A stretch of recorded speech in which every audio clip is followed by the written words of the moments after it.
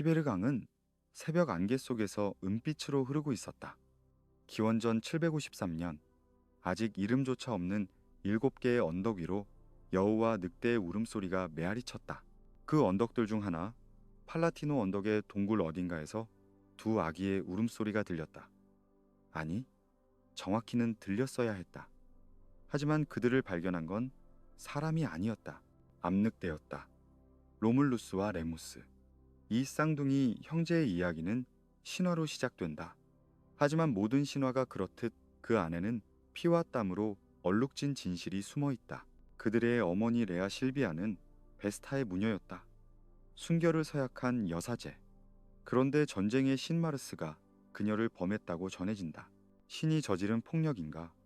아니면 권력자가 저지른 범죄를 신화로 포장한 것인가?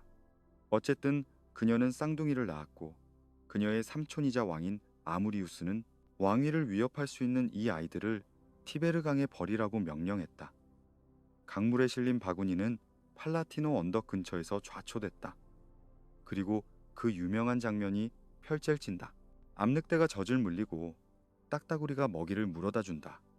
동물들이 키운 인간, 야생의 저주로 자란 아이들은 결국 양치기 파우스툴루스에게 발견되어 인간 세계로 돌아온다.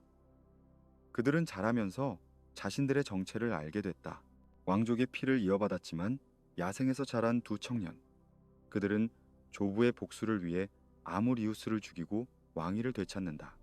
하지만 왕위에 앉지 않는다. 대신 그들은 자신들이 발견된 그곳, 티베르 강 근처의 언덕에 새로운 도시를 건설하기로 결심한다. 여기서 비극이 시작된다. 형제는 누가 도시의 왕이 될 것인지, 도시를 어느 언덕에 세울 것인지를 놓고 다툰다. 로물루스는 팔라티노 언덕을, 레무스는 아벤티노 언덕을 선택했다. 그들은 새들의 징조로 신의 뜻을 물었다. 레무스는 6마리의 독수리를 봤다.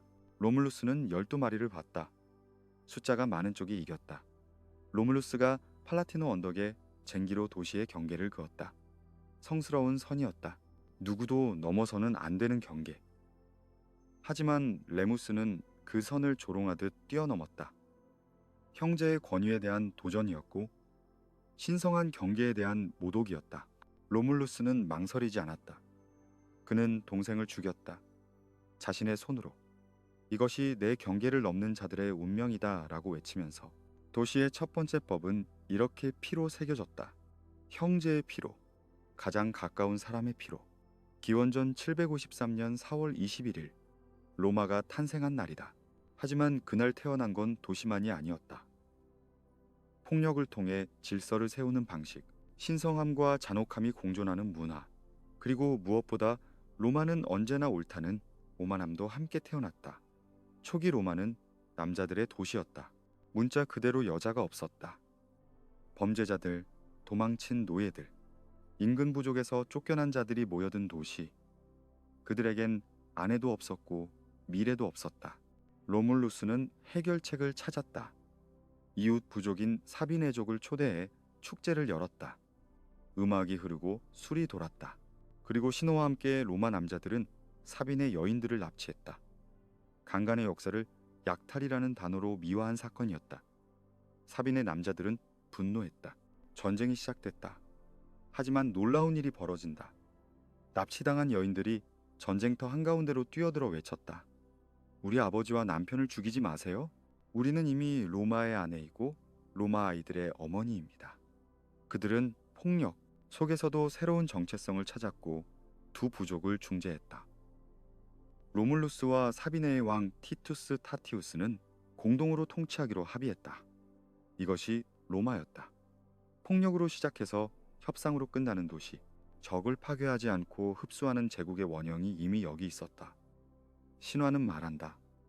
로물루스는 37년간 통치한 후 폭풍우 속에서 사라져 신이 됐다고, 하늘로 올라가 전쟁의 신 퀴리누스가 됐다고. 하지만 어떤 역사가들은 다르게 기록한다. 원로원 의원들이 그를 찢어 죽이고 시신을 숨겼다고. 신격화는 살인을 덮기 위한 거짓말이었다고. 진실이 무엇이든 로마는 남았다. 팔라티노 언덕의 작은 마을은 이제 영원의 도시로 가는 첫걸음을 떼었다. 늑대의 저주로 자란 아이들이 세운 도시, 형제의 피로 축성된 도시, 여인들의 비명과 눈물 위에 세워진 도시. 하지만 그 모든 어둠 속에서도 무언가가 싹트고 있었다. 생존의 의지, 확장의 욕망, 그리고 자신들이 특별하다는, 신들이 선택했다는 믿음. 이 믿음은 로마를 1000년 이상 지탱하는 힘이 될 것이다. 동시에 그들을 파괴하는 오만함이 될 것이다. 팔라티노 언덕에서 바라본 티베르 강은 여전히 은빛으로 흐른다. 그 강물은 수많은 비밀을 삼켰고 수많은 역사를 목격했다. 로물루스의 도시는 이제 막 숨을 쉬기 시작했다. 앞으로 펼쳐질 이야기는 영광과 잔혹함으로, 지혜와 광기로, 사랑과 배신으로 가득할 것이다. 이제 역사가 시작됩니다. 로물루스가 사라진 후 로마는 혼란에 빠질 수도 있었다. 하지만 원로원은 현명했다. 그들은 사비네족 출신의 누마 폼필리우스를 두 번째 왕으로 선택했다. 로물루스가 전쟁의 왕이었다면 누마는 평화의 왕이었다. 그는 40년이 넘는 통치 기간 동안 단 한 번도 전쟁을 하지 않았다고 전해진다. 불가능해 보이는 이야기지만 신화는 그렇게 기록한다. 누마는 로마에 달력을 주었다. 1월과 2월을 추가해 12개월의 체계를 만들었다. 그는 신전을 세우고 제사장 제도를 확립했다. 베스타 신전의 성화가 처음 타오른 것도 이 시기였다. 여사제들은 순결을 지키며 불을 지켰다.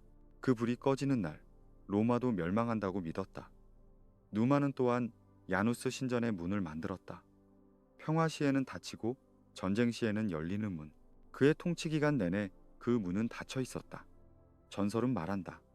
누마가 숲의 여신 에게리아와 사랑에 빠졌고 그녀에게서 지혜를 배웠다고. 매일 밤 그는 신성한 샘으로 가서 여신과 만났고 그녀는 법과 의식의 비밀을 가르쳐 주었다. 로마인들은 이 이야기를 믿었다. 왜냐하면 누마의 지혜는 너무나 비범해서 인간의 것이라고는 생각되지 않았기 때문이다. 그는 83세의 나이로 평화롭게 죽었다. 로마의 왕들 중 가장 행복한 죽음이었다. 세 번째, 왕 툴루스 호스틸리우스는 누마의 정반대였다. 그는 전쟁을 사랑했다. 아니, 전쟁에 중독되어 있었다. 그의 이름 호스틸리우스는 적대적인이라는 뜻을 담고 있었다.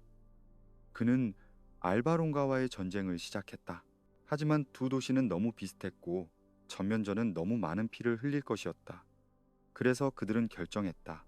각 도시에서 3명의 전사를 뽑아 싸우게 하고 승자의 도시가 패자를 지배하기로. 로마에서는 호라티우스 삼형제가 선택됐다. 알바론가에서는 쿠리아티우스 삼형제가 나섰다. 아이러니하게도 이 6명은 친척이었다. 싸움이 시작됐다. 처음에는 알바론가가 우세했다. 호라티우스 형제 중 둘이 죽고 막내 하나만 남았다. 하지만 그는 다쳤고 쿠리아티우스 삼형제는 모두 살아있었다. 패배는 확실해 보였다. 하지만 막내 호라티우스는 도망치기 시작했다.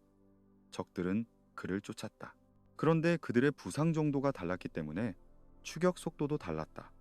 3명이 뿔뿔이 흩어졌다. 그 순간 호라티우스는 돌아서서 그들을 하나씩 격파했다. 로마의 승리였다.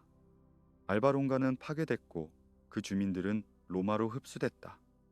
로마는 처음으로 다른 도시를 정복했다. 툴루스는 32년간 통치했다. 그리고 이상하게도 역병과 번개에 맞아 죽었다고 전해진다. 어떤 기록은 말한다. 그가 너무 오만해져서 신들조차 무시하려 했고 결국 유피테르가 번개로 그를 벌했다고. 전쟁광의 최후는 신들의 분노였다. 네 번째 왕 안쿠스 마르키우스는 누마의 손자였다.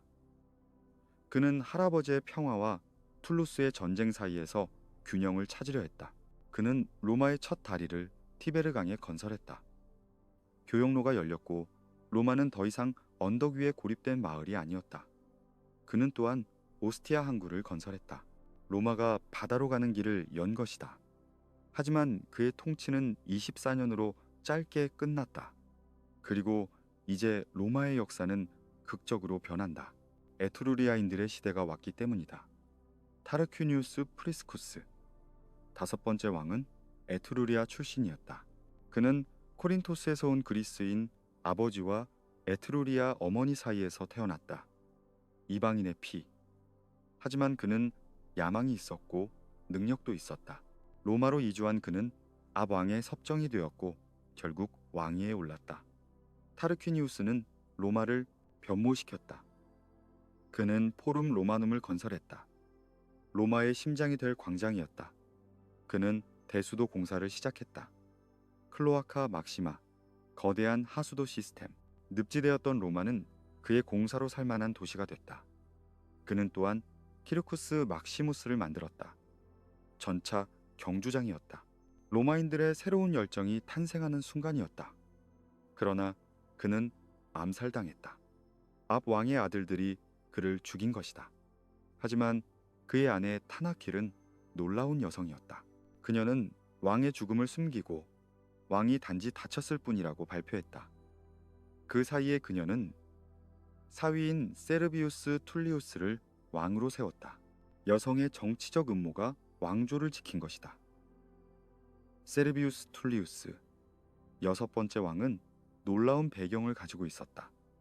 그는 노예 여성의 아들이었다고 전해진다. 노예의 자식이 왕이 된 것이다. 로마의 신분 이동성을 보여주는 상징이었다. 그는 44년간 통치하며 로마를 개혁했다. 가장 중요한 것은 센투리아 제도였다. 시민들을 재산에 따라 나누고 각각에게 군사적, 정치적 의무를 부여했다. 부자는 더 무거운 갑옷을 입고 가난한 자는 투석병이 됐다. 재산이 곧 의무였고 의무가 곧 권리였다. 그는 또한 로마의 경계를 확장하고 성벽을 쌓았다. 세르비우스 성벽. 그 유적은 오늘날에도 남아있다. 로마는 이제 진짜 도시였다. 더 이상 언덕 위의 마을이 아니었다. 그러나 그의 최후는 비참했다. 그의 딸 툴리아와 사위 타르퀴니우스 수페르부스가 그를 살해한 것이다. 툴리아는 아버지의 시신을 마차로 밟고 지나갔다. 로마 역사상 가장 충격적인 폐륜이었다. 그녀가 지나간 거리는 범죄의 거리라고 불렸다. 피가 마차 바퀴의 무더집까지 이어졌다고 한다. 이것이 일곱 번째이자 마지막 왕 타르퀴니우스 수페르부스가 권력을 잡은 방식이었다. 수페르부스, 오만한 자라는 뜻이다. 그는 그 이름에 걸맞게 통치했다. 원로원을 무시했다. 재판 없이 사람들을 처형했다. 강제 노역으로 거대한 신전을 지었다. 유피테르 신전, 카피톨리노 언덕 위의 장엄한 건축물. 하지만 그 영광은 사람들의 고통 위에 세워진 것이었다. 그리고 기원전 509년 모든 것이 무너진다. 왕의 아들 섹스투스 타르퀴니우스가 루크레티아를 강간한 것이다. 루크레티아는 로마 귀족 콜라티누스의 아내였다. 아름답고 정숙하고 모든 미덕을 갖춘 여성. 섹스투스는 그녀의 집에 손님으로 머물다가 밤에 그녀의 방에 침입했다. 칼을 들이대며 협박했다. 조용히 따르지 않으면 너를 죽이고 노예의 시체를 네 옆에 두어 간통한 것처럼 꾸미겠다. 루크레티아는 선택의 여지가 없었다. 다음 날 그녀는 아버지와 남편을 불렀다. 그리고 친구인 브루투스도 함께. 그녀는 자초지종을 설명했다. 그리고 말했다. 내 몸은 강제로 더럽혀졌지만 내 마음은 결백하다. 하지만 나는 살 수 없다. 어떤 여자도 루크레티아를 핑계로 부정을 저지를 수 없도록. 그리고 그녀는 자신의 가슴에 칼을 꽂았다. 브루투스는 그 피 묻은 칼을 뽑았다. 그리고 맹세했다. 이 피로 나는 맹세한다. 타르퀴니우스 일가와 그 자손들을 로마에서 추방하겠다. 다시는 로마의 왕이 있어서는 안 된다. 광장으로 나간 그는 루크레티아의 시신을 보여주며 사람들을 선동했다. 분노가 거리를 가득 채웠다. 혁명이 시작됐다. 왕족은 도망쳤다. 타르퀴니우스 수페르부스는 에트루리아의 도시들의 도움을 청했지만 결국 실패했다. 로마는 더 이상 왕국이 아니었다. 기원전 509년 공화정이 선포됐다. 2명의 집정관이 선출됐다. 1년 임기, 서로를 견제하는 권력. 그 중 하나가 바로 브루투스였다. 하지만 브루투스의 이야기는 여기서 끝나지 않는다. 그의 두 아들이 왕정 복고 음모에 가담한 것이 발견됐다. 증거는 명백했다. 아버지로서 그는 무너졌을 것이다. 하지만 집정관으로서 그는 흔들리지 않았다. 그는 직접 재판을 주재했다. 그리고 자신의 아들들에게 사형을 선고했다. 채찍질과 참수형. 그는 그 집행을 끝까지 지켜봤다. 눈물 한 방울 흘리지 않고 로마는 경악했다. 동시에 감동받았다. 이것이 공화정이었다. 개인보다 국가가 먼저, 혈육보다 법이 먼저.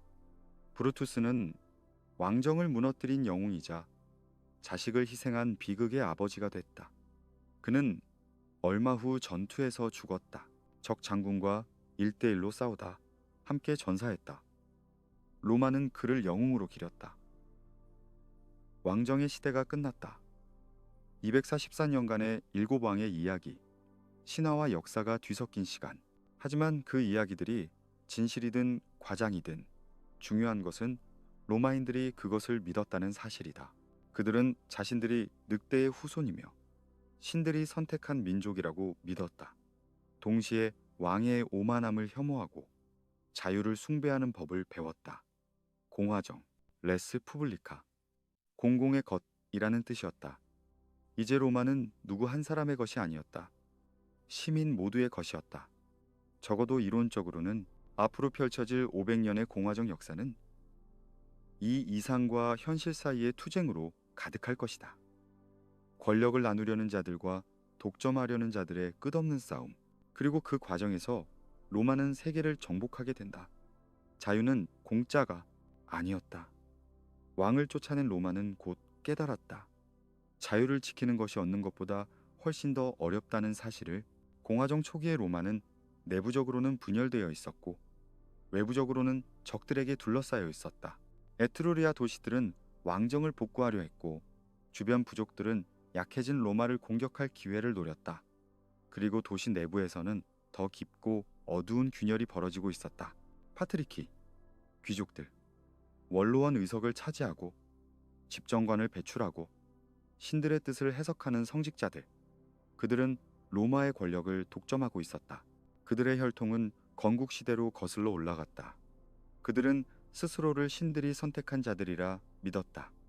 플레부스, 평민들, 농부, 장인, 상인들. 전쟁에 나가 피를 흘리는 것도 그들이었고 세금을 내는 것도 그들이었다. 하지만 정치적 권리는 없었다.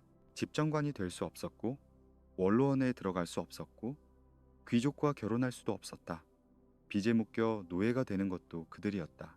공화정은 자유를 약속했지만 그 자유는 귀족들만의 것이었다. 기원전 494년 평민들은 한계에 도달했다. 또 다른 전쟁이 일어나려 하고 또 다른 징집이 시작되려는 순간이었다. 하지만 이번에는 달랐다. 평민들은 무기를 들기를 거부했다. 아니, 그보다 더한 일을 했다. 그들은 로마를 떠난 것이다. 성산, 로마에서 5km 떨어진 언덕. 평민들은 그곳으로 집단 이주했다. 남자, 여자, 아이들 모두. 여기서 우리만의 도시를 세우겠다고 선언했다. 로마는 텅 비었다. 귀족들만 남은 도시. 군대도 없고 노동력도 없고 경제도 멈췄다. 원로원은 공황에 빠졌다. 적들은 사방에 있었고 로마는 방어할 힘이 없었다. 그들은 협상가를 보냈다. 메네니우스 아그리파. 평민들이 신뢰하는 원로원 의원. 그는 성산에 올라가 우화를 들려주었다. 옛날에 몸의 각 부분들이 반란을 일으켰습니다. 손과 발과 입이 말했죠. 우리는 일하는데 배만 가만히 앉아서 받아먹는다. 이제 배에게 먹을 것을 주지 않겠다. 그래서 그들은 일을 멈췄습니다. 하지만 곧 깨달았죠. 배가 음식을 받지 못하자 몸 전체가 약해졌다는 것을. 손은 힘을 잃었고 발은 걸을 수 없었고 입은 말할 수 없었습니다.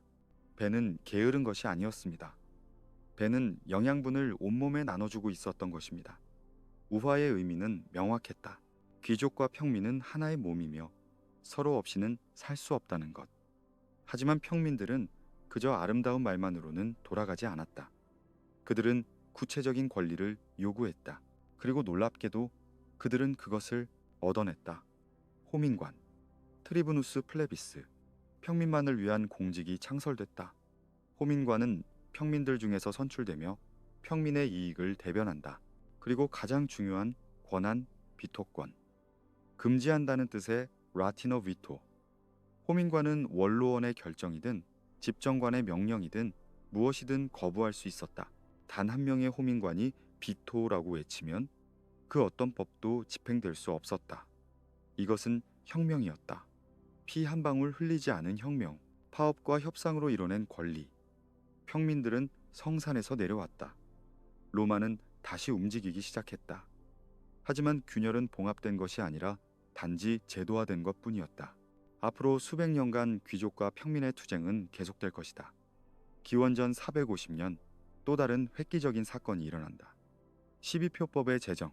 그 이전까지 로마의 법은 성문화되지 않았다.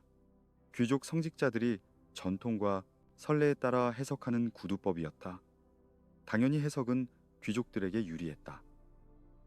평민들은 자신들이 어떤 권리를 가지는지조차 명확히 알 수 없었다. 평민들은 요구했다. 법을 글로 쓰라. 모두가 볼 수 있게. 원로원은 마지못해 승인했다. 10명의 입법자들이 선출됐다. 데켄비리. 그들은 그리스로 여행을 떠나 솔론의 법을 연구했다. 돌아와서 2년에 걸쳐 법전을 만들었다. 12개의 청동판에 새겨진 법, 포럼 한가운데 세워져 모든 시민이 읽을 수 있었다. 법은 간결하고 잔혹했다. 빚을 갚지 못한 자는 노예가 된다. 기형아는 죽여야 한다. 밤에 남의 곡식을 훔친 자는 죽음. 거짓 증언을 한 자는 타르페이아 절벽에서 던져진다. 오늘날의 기준으로는 야만적이다. 하지만 당시로서는 혁명이었다. 법이 비밀스러운 귀족의 독점물이 아니라 공개된 공동체의 약속이 된 것이다. 물론 귀족들은 저항했다. 12표법에는 여전히 귀족과 평민의 결혼을 금지하는 조항이 있었다. 하지만 그것도 얼마 못 가 무너졌다. 기원전 445년 카놀레이우스법이 통과되어 신분 간 결혼이 허용됐다. 벽은 하나씩 무너지고 있었다. 느리게, 하지만 확실하게. 하지만 로마가 내부 갈등에만 몰두할 여유는 없었다. 적들은 사방에서 쳐들어오고 있었다. 볼스키족, 아이키족, 사비니족, 에트루리아 도시들. 그들에게 로마는 신흥 세력이자 위협이었다. 전쟁은 끊임없이 이어졌다. 봄이 오면 전쟁이 시작되고 겨울이 오면 멈췄다. 농사짓는 계절의 리듬과 전쟁의 리듬이 같았다. 로마의 군단병들은 모두 농민이었기 때문이다. 기원전 396년 로마는 베이를 함락시켰다. 에트루리아의 강력한 도시. 10년간의 포위전 끝에 얻은 승리였다. 로마는 처음으로 장기 포위전을 수행했고 그 과정에서 군인들에게 급료를 지급하기 시작했다. 전쟁이 직업이 되는 첫 걸음이었다. 베이의 재산은 약탈당했고 주민들은 노예가 됐다. 승리의 기쁨은 짧았다. 기원전 390년 재앙이 닥쳤다. 갈리아 부족 켈트인들이 알프스를 넘어 내려왔다. 그들은 거인처럼 걷고 머리는 금발이었고 전투에서는 벌거벗은 채 비명을 지르며 돌진했다. 로마군은 그들을 본 적이 없었다. 알리아 강 전투. 로마군은 패닉에 빠졌다. 대패했다. 도망쳤다. 갈리아인들은 로마로 진격했다. 도시는 거의 무방비 상태였다. 로마인들은 카피톨리노 언덕에 요새로 도망쳤다. 갈리아인들은 도시를 약탈하고 불태웠다. 수개월간 포위가 이어졌다. 로마는 굶주렸다. 결국 협상이 시작됐다. 갈리아 족장 브레누스는 요구했다. 금일 0파운드를 내면 떠나겠다. 로마인들은 치욕 속에서 금을 모았다. 무게를 재는 순간 로마인들이 항의했다. 저울이 부정확하다. 브레누스는 웃으며 자신의 검을 저울 위에 던졌다. 그리고 외쳤다. 바에 비티스. 패자에게는 화가 있을 뿐이다. 이 치욕은 로마 역사의 깊은 상처로 남았다. 그들은 맹세했다. 다시는 이런 일이 없을 것이라고. 그들은 성벽을 재건했다. 더 높고 두껍게. 세르비우스 성벽이 강화됐다. 그들은 군사 전술을 개혁했다. 팔랑크스 대신 마니플 전술을 개발했다. 더 유연하고 지형의 적응력이 높은 전술. 그리고 그들은 싸웠다. 이탈리아 전역을 상대로. 라틴 동맹과의 전쟁. 한때 동맹이었던 도시들이 로마의 성장을 두려워하며 반란을 일으켰다. 로마는 그들을 굴복시켰다. 하지만 파괴하지 않았다. 로마의 천재성이 여기서 드러난다. 패배한 도시들에게 다양한 지위를 부여한 것이다. 어떤 도시는 완전한 로마 시민권을 받았다. 어떤 도시는 투표권 없는 시민권을 받았다. 어떤 도시는 동맹시로 남았지만 자치를 보장받았다. 로마는 적을 완전히 말살하는 대신 체계적으로 흡수했다. 이것이 제국의 비밀이었다. 정복당한 자들에게도 희망을 주는 것. 언젠가 너희도 로마인이 될 수 있다. 삼리움 전쟁. 기원전 343년부터 290년까지 세 차례에 걸친 잔혹한 전쟁. 산악지대에 강인한 전사부족 삼리움인들. 그들은 쉽게 굴복하지 않았다. 기원전 321년 코딘의 협곡에서 로마는 최악의 굴욕을 당했다. 삼리움군은 로마군을 협곡에 가둬버렸다. 탈출은 불가능했다. 항복할 수밖에 없었다. 삼리움 장군들은 포로들을 죽이지 않았다. 대신 그들을 굴욕적인 의식을 거치게 했다. 멍에 아래에 통과하기. 창 두 개를 땅에 꽂고 하나를 가루로 얹어 문 모양을 만든다. 로마 병사들은 갑옷을 벗고 속옷만 입은 채 허리를 굽혀 그 아래를 기어서 지나가야 했다. 수천 명이 그렇게 굴욕을 당했다. 로마는 이것을 잊지 않았다. 20년 뒤 그들은 복수했다. 삼리움은 완전히 정복됐다. 로마는 배운 것이다.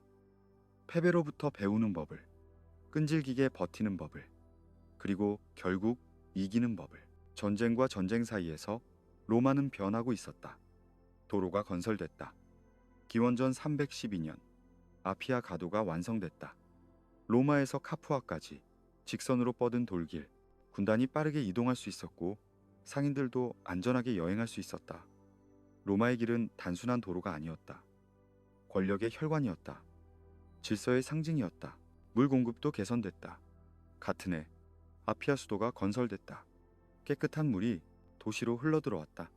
공중 목욕탕이 생겨났고 분수가 광장을 장식했다. 로마는 더 이상 언덕 위의 투박한 마을이 아니었다. 진정한 도시로 변모하고 있었다. 하지만 무엇보다 중요한 변화는 정체성이었다. 끊임없는 전쟁 속에서 로마인들은 자신들이 누구인지 명확히 알게 됐다. 그들은 농민이자 병사였다. 봄에는 쟁기를 잡고 여름에는 검을 잡았다. 키케로는 훗날 이렇게 썼다. 로마인의 손은 평화 시에는 쟁기를 잡고 전쟁 시에는 칼을 잡는다. 이것이 공화정 초기 로마인의 자화상이었다. 신치나투스의 전설이 이를 완벽하게 보여준다. 기원전 458년 로마가 위기에 처했을 때 원로원은 신치나투스를 독재관으로 임명하기로 결정했다. 사절들이 그를 찾아갔을 때 그는 자기 밭에서 쟁기를 끌고 있었다. 땀에 젖은 농부. 그는 잠시 멈춰서 사절들의 말을 들었다. 그리고 고개를 끄덕였다. 집으로 가서 옷을 갈아입고 로마로 향했다. 16일 만에 그는 적을 물리치고 로마를 구했다. 그리고 독재관직을 내려놓고 다시 밭으로 돌아갔다. 이것이 로마의 이상이었다. 권력은 목적이 아니라 의무였다. 공직은 영광이 아니라 봉사였다. 물론 현실은 언제나 이상과 달랐다. 권력을 탐하는 자들, 부를 쌓으려는 자들, 법을 악용하는 자들은 언제나 있었다. 하지만 이상 자체는 강력했다. 그것은 로마인들이 자신들을 바라보는 거울이었다. 기원전 3세기에 접어들면서 로마는 더 이상 이탈리아 중부의 작은 공화국이 아니었다. 반도 전체를 지배하는 강대국이었다. 북쪽으로는 갈리아인들을 몰아냈고 남쪽으로는 그리스 식민 도시들을 굴복시켰다. 기원전 280년 에피루스의 왕 피로스가 그리스 도시들을 돕기 위해 이탈리아로 왔다. 그는 전투에서 이겼다. 2번이나. 하지만 그의 군대는 큰 손실을 입었다. 또 한 번 이런 승리를 거둔다면 나는 파멸할 것이다. 피로스의 승리, 피로스의 역설. 이기고도 지는 것. 로마는 달랐다. 그들은 패배해도 항복하지 않았다. 전투에서 지면 또 다른 군단을 일으켰다. 병사들이 죽으면 새로운 병사들이 왔다. 끝이 없었다. 피로스는 결국 철수했다. 그는 떠나면서 말했다고 전해진다. 나는 신들과 인간들을 위한 멋진 전장을 남기고 간다. 그가 남긴 것은 전장만이 아니었다. 로마의 불굴의 의지에 대한 전설이었다. 이제 로마는 이탈리아 전체의 지배자였다. 30만 명 이상의 시민과 동맹군을 동원할 수 있었다. 그들 앞에는 새로운 지평이 펼쳐졌다. 지중해, 그리고 지중해 건너편에는 또 다른 강대국이 기다리고 있었다. 카르타고, 페니키아인들의 도시, 함대를 가진 제국. 로마와 카르타고의 충돌은 불가피했다. 두 강대국은 같은 바다를 공유할 수 없었다. 공화정은 피로 다져졌다. 내부의 갈등으로, 외부의 전쟁으로. 하지만 그 과정에서 로마는 강해졌다. 제도는 정교해졌고, 군대는 정예화됐고, 정체성은 확고해졌다. 그들은 배웠다. 패배로부터 배우고, 적으로부터 배우고, 심지어 자신들의 분열로부터도 배웠다. 이것이 로마를 특별하게 만든 것이다. 그들은 완벽하지 않았다. 하지만 적응했다. 살아남았다. 그리고 결국 지배했다. 티베르 강은 여전히 흐르고 있었다. 그 강물은 이제 더 많은 이야기를 싣고 있었다. 승리와 패배의 이야기, 자유와 투쟁의 이야기, 그리고 무엇보다 결코 포기하지 않는 사람들의 이야기. 로마는 이제 세계 무대로 나갈 준비가 되어 있었다. 시칠리아, 지중해 한가운데 떠 있는 섬, 로마와 카르타고 사이의 노인 섬. 누가 이 섬을 지배하느냐가 누가 지중해를 지배하느냐를 결정할 것이었다. 기원전 264년 메시나의 용병들이 도움을 요청했다. 로마는 망설였다. 바다 건너 전쟁. 그들은 한 번도 해본 적이 없는 일이었다. 하지만 거부할 수도 없었다. 카르타고가 시칠리아 전체를 장악한다면 이탈리아 남부는 위협받을 것이었다. 카르타고, 페니키아인들이 세운 도시, 오늘날의 튀니지 해안. 그들은 상인이었다. 지중해 전역에 교역망을 펼친 해상 제국. 그들의 함대는 로마가 상상할 수 없을 만큼 강력했다. 5단 노선, 3단 노선, 거대한 전함들, 숙련된 선원들. 로마는 제대로 된 함대조차 없었다. 그들은 육지의 민족이었다. 첫 번째 푸니 전쟁이 시작됐다. 푸니는 페니키아를 뜻하는 라틴어였다. 로마군은 시칠리아에 상륙했다. 육지에서는 이겼다. 하지만 바다는 카르타고의 것이었다. 로마의 보급선들은 침몰했다. 로마는 결정을 내렸다. 불가능해 보이는 결정을. 그들은 해군을 건조하기로 했다. 해안에 좌초된 카르타고 전함 한 척을 발견했다. 로마인들은 그것을 해체하고 연구했다. 그리고 복제했다. 60일 만에 100척의 전함을 건조했다. 상상할 수 없는 속도였다. 하지만 문제가 있었다. 배는 있는데 선원들이 노를 젓는 법을 몰랐다. 그래서 그들은 육지에서 연습했다. 나무 벤치에 앉아 노를 젓는 동작을 반복했다. 바다를 본 적도 없는 농부들이 선원이 되는 순간이었다. 하지만 로마는 거기서 멈추지 않았다. 그들은 알았다. 아무리 연습해도 카르타고 선원들의 기술을 따라잡을 수 없다는 것을. 그래서 게임의 규칙을 바꾸기로 했다. 코르부스, 까마귀라는 뜻의 장치. 배의 앞쪽에 설치된 긴 다리. 끝에는 날카로운 쇠못이 달려 있었다. 적선에 접근하면 다리를 내려박아 넣었다. 그러면 두 배가 고정됐다. 그리고 로마 병사들이 다리를 건너 적선으로 난입했다. 해전을 육전으로 바꾼 것이다. 천재적인 발상이었다. 기원전 260년 밀라의 해전, 로마의 첫 해전. 그들은 이겼다. 카르타고 함대를 격파했다. 불가능해 보였던 일이 현실이 됐다. 로마는 이제 해군 강국이었다. 전쟁은 23년간 이어졌다. 지중해 전역이 전장이 됐다. 로마는 여러 번 승리했지만 대가도 혹독했다.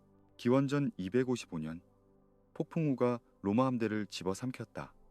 284척의 배와 10만 명 이상이 바다에 수장됐다. 로마 역사상 최악의 해난 사고. 하지만 로마는 항복하지 않았다. 그들은 새로운 함대를 건조했다.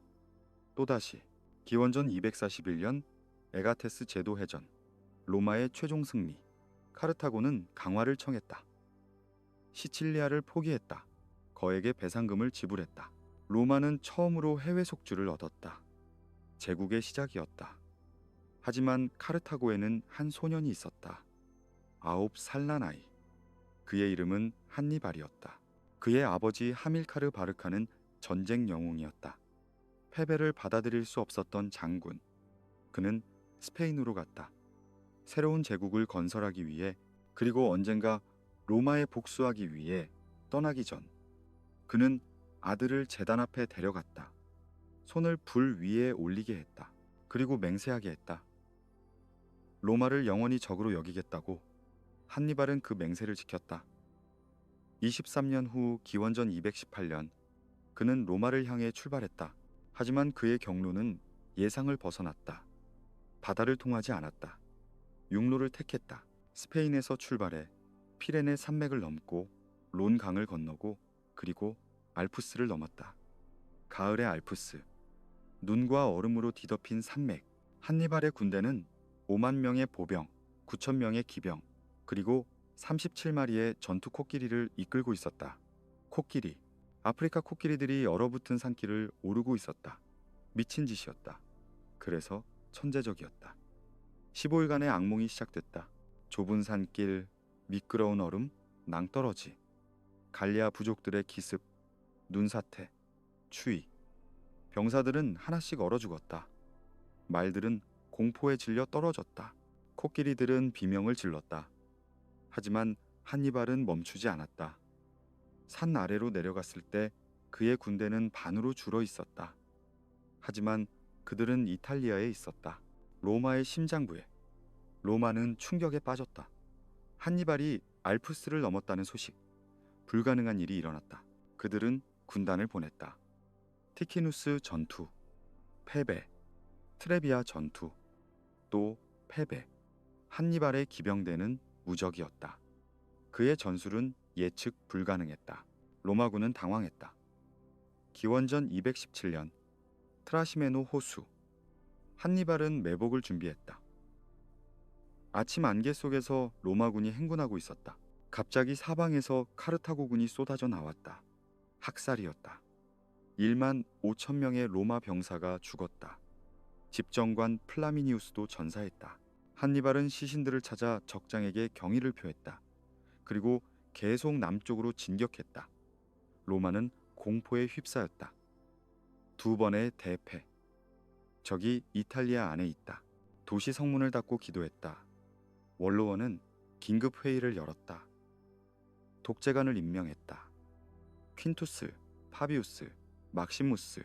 그는 새로운 전략을 제시했다. 싸우지 마라. 따라가되 공격하지 마라.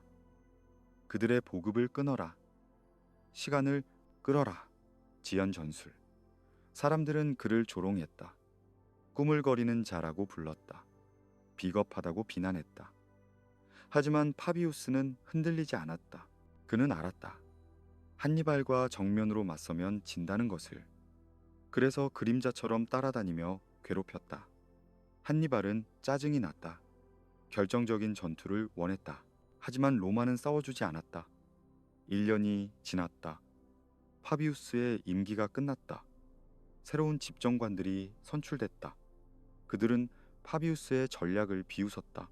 이제 진짜 전쟁을 보여주겠다. 기원전 216년 8만 명의 로마군이 집결했다. 역사상 최대 규모의 군단. 그들은 한니발을 찾아 남쪽으로 향했다. 칸나에, 이탈리아 남부의 작은 마을. 한니발은 그곳에서 기다리고 있었다. 그의 군대는 5만 명에 불과했다. 숫자는 로마가 압도적으로 우세했다. 로마 지휘관들은 자신만만했다. 숫자로 밀어붙이면 된다. 8월 2일. 뜨거운 여름날. 전투가 시작됐다. 한니발은 자신의 보병을 초승달 모양으로 배치했다. 중앙은 약하게, 양날개는 강하게. 로마군은 중앙을 공격했다.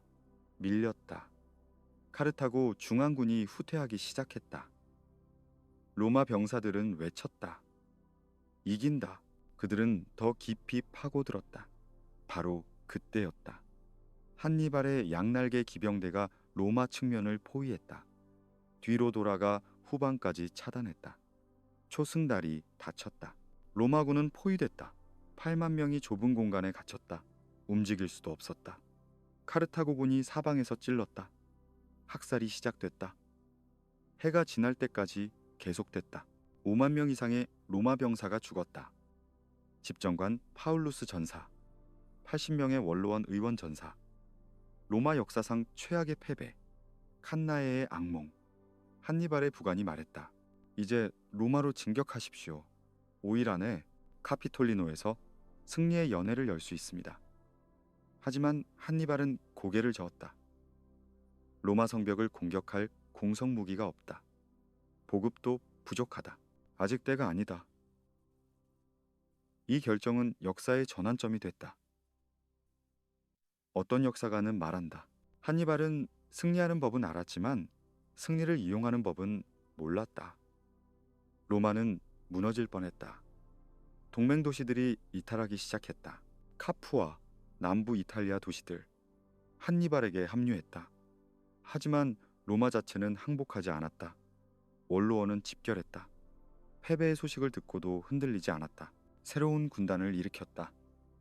노예들을 해방시켜 병사로 만들었다. 16세 소년들까지 징집했다. 그들은 파비우스의 전략으로 돌아갔다. 한니발과 정면으로 싸우지 않았다. 대신 그의 보급선을 끊었다. 동맹을 회복했다. 그리고 가장 대담한 결정을 내렸다. 역공격. 하지만 이탈리아가 아닌 다른 곳에서 푸블리우스 코르넬리우스 스키피오, 젊은 장군, 그는 새로운 전략을 제안했다. 한니발이 이탈리아에 있는 동안 우리는 아프리카로 간다. 카르타고 본토를 공격한다. 그러면 한니발은 돌아갈 수밖에 없다. 위험한 계획이었다. 하지만 원로원은 승인했다. 기원전 204년 스키피오는 아프리카에 상륙했다. 그는 한니발의 전술을 연구했다. 칸나에를 분석했다. 그리고 배웠다. 적에게서 배우는 것을 부끄러워하지 않았다. 그는 카르타고 동맹들을 공격했다. 하나씩 무너뜨렸다. 카르타고는 당황했다. 그들은 한니발을 불러들였다. 15년 만에 귀환. 한니발은 이탈리아를 떠났다. 무패의 장군. 하지만 목표를 이루지 못한 장군. 그는 아프리카로 돌아왔다. 그리고 스키피오와 마주했다. 기원전 202년 자마 전투. 두 천재의 대결. 한니발은 전투 전날 밤 스키피오와 만났다. 평화 협상을 제안했다. 하지만 스키피오는 거절했다. 칸나의 이유라면 받아들였을 것입니다.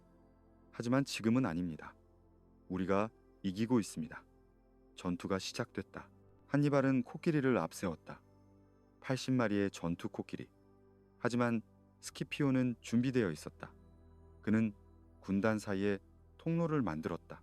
코끼리들이 돌진하자 나팔과 비명으로 겁을 주었다. 코끼리들은 공황에 빠져 통로로 빠져나갔다.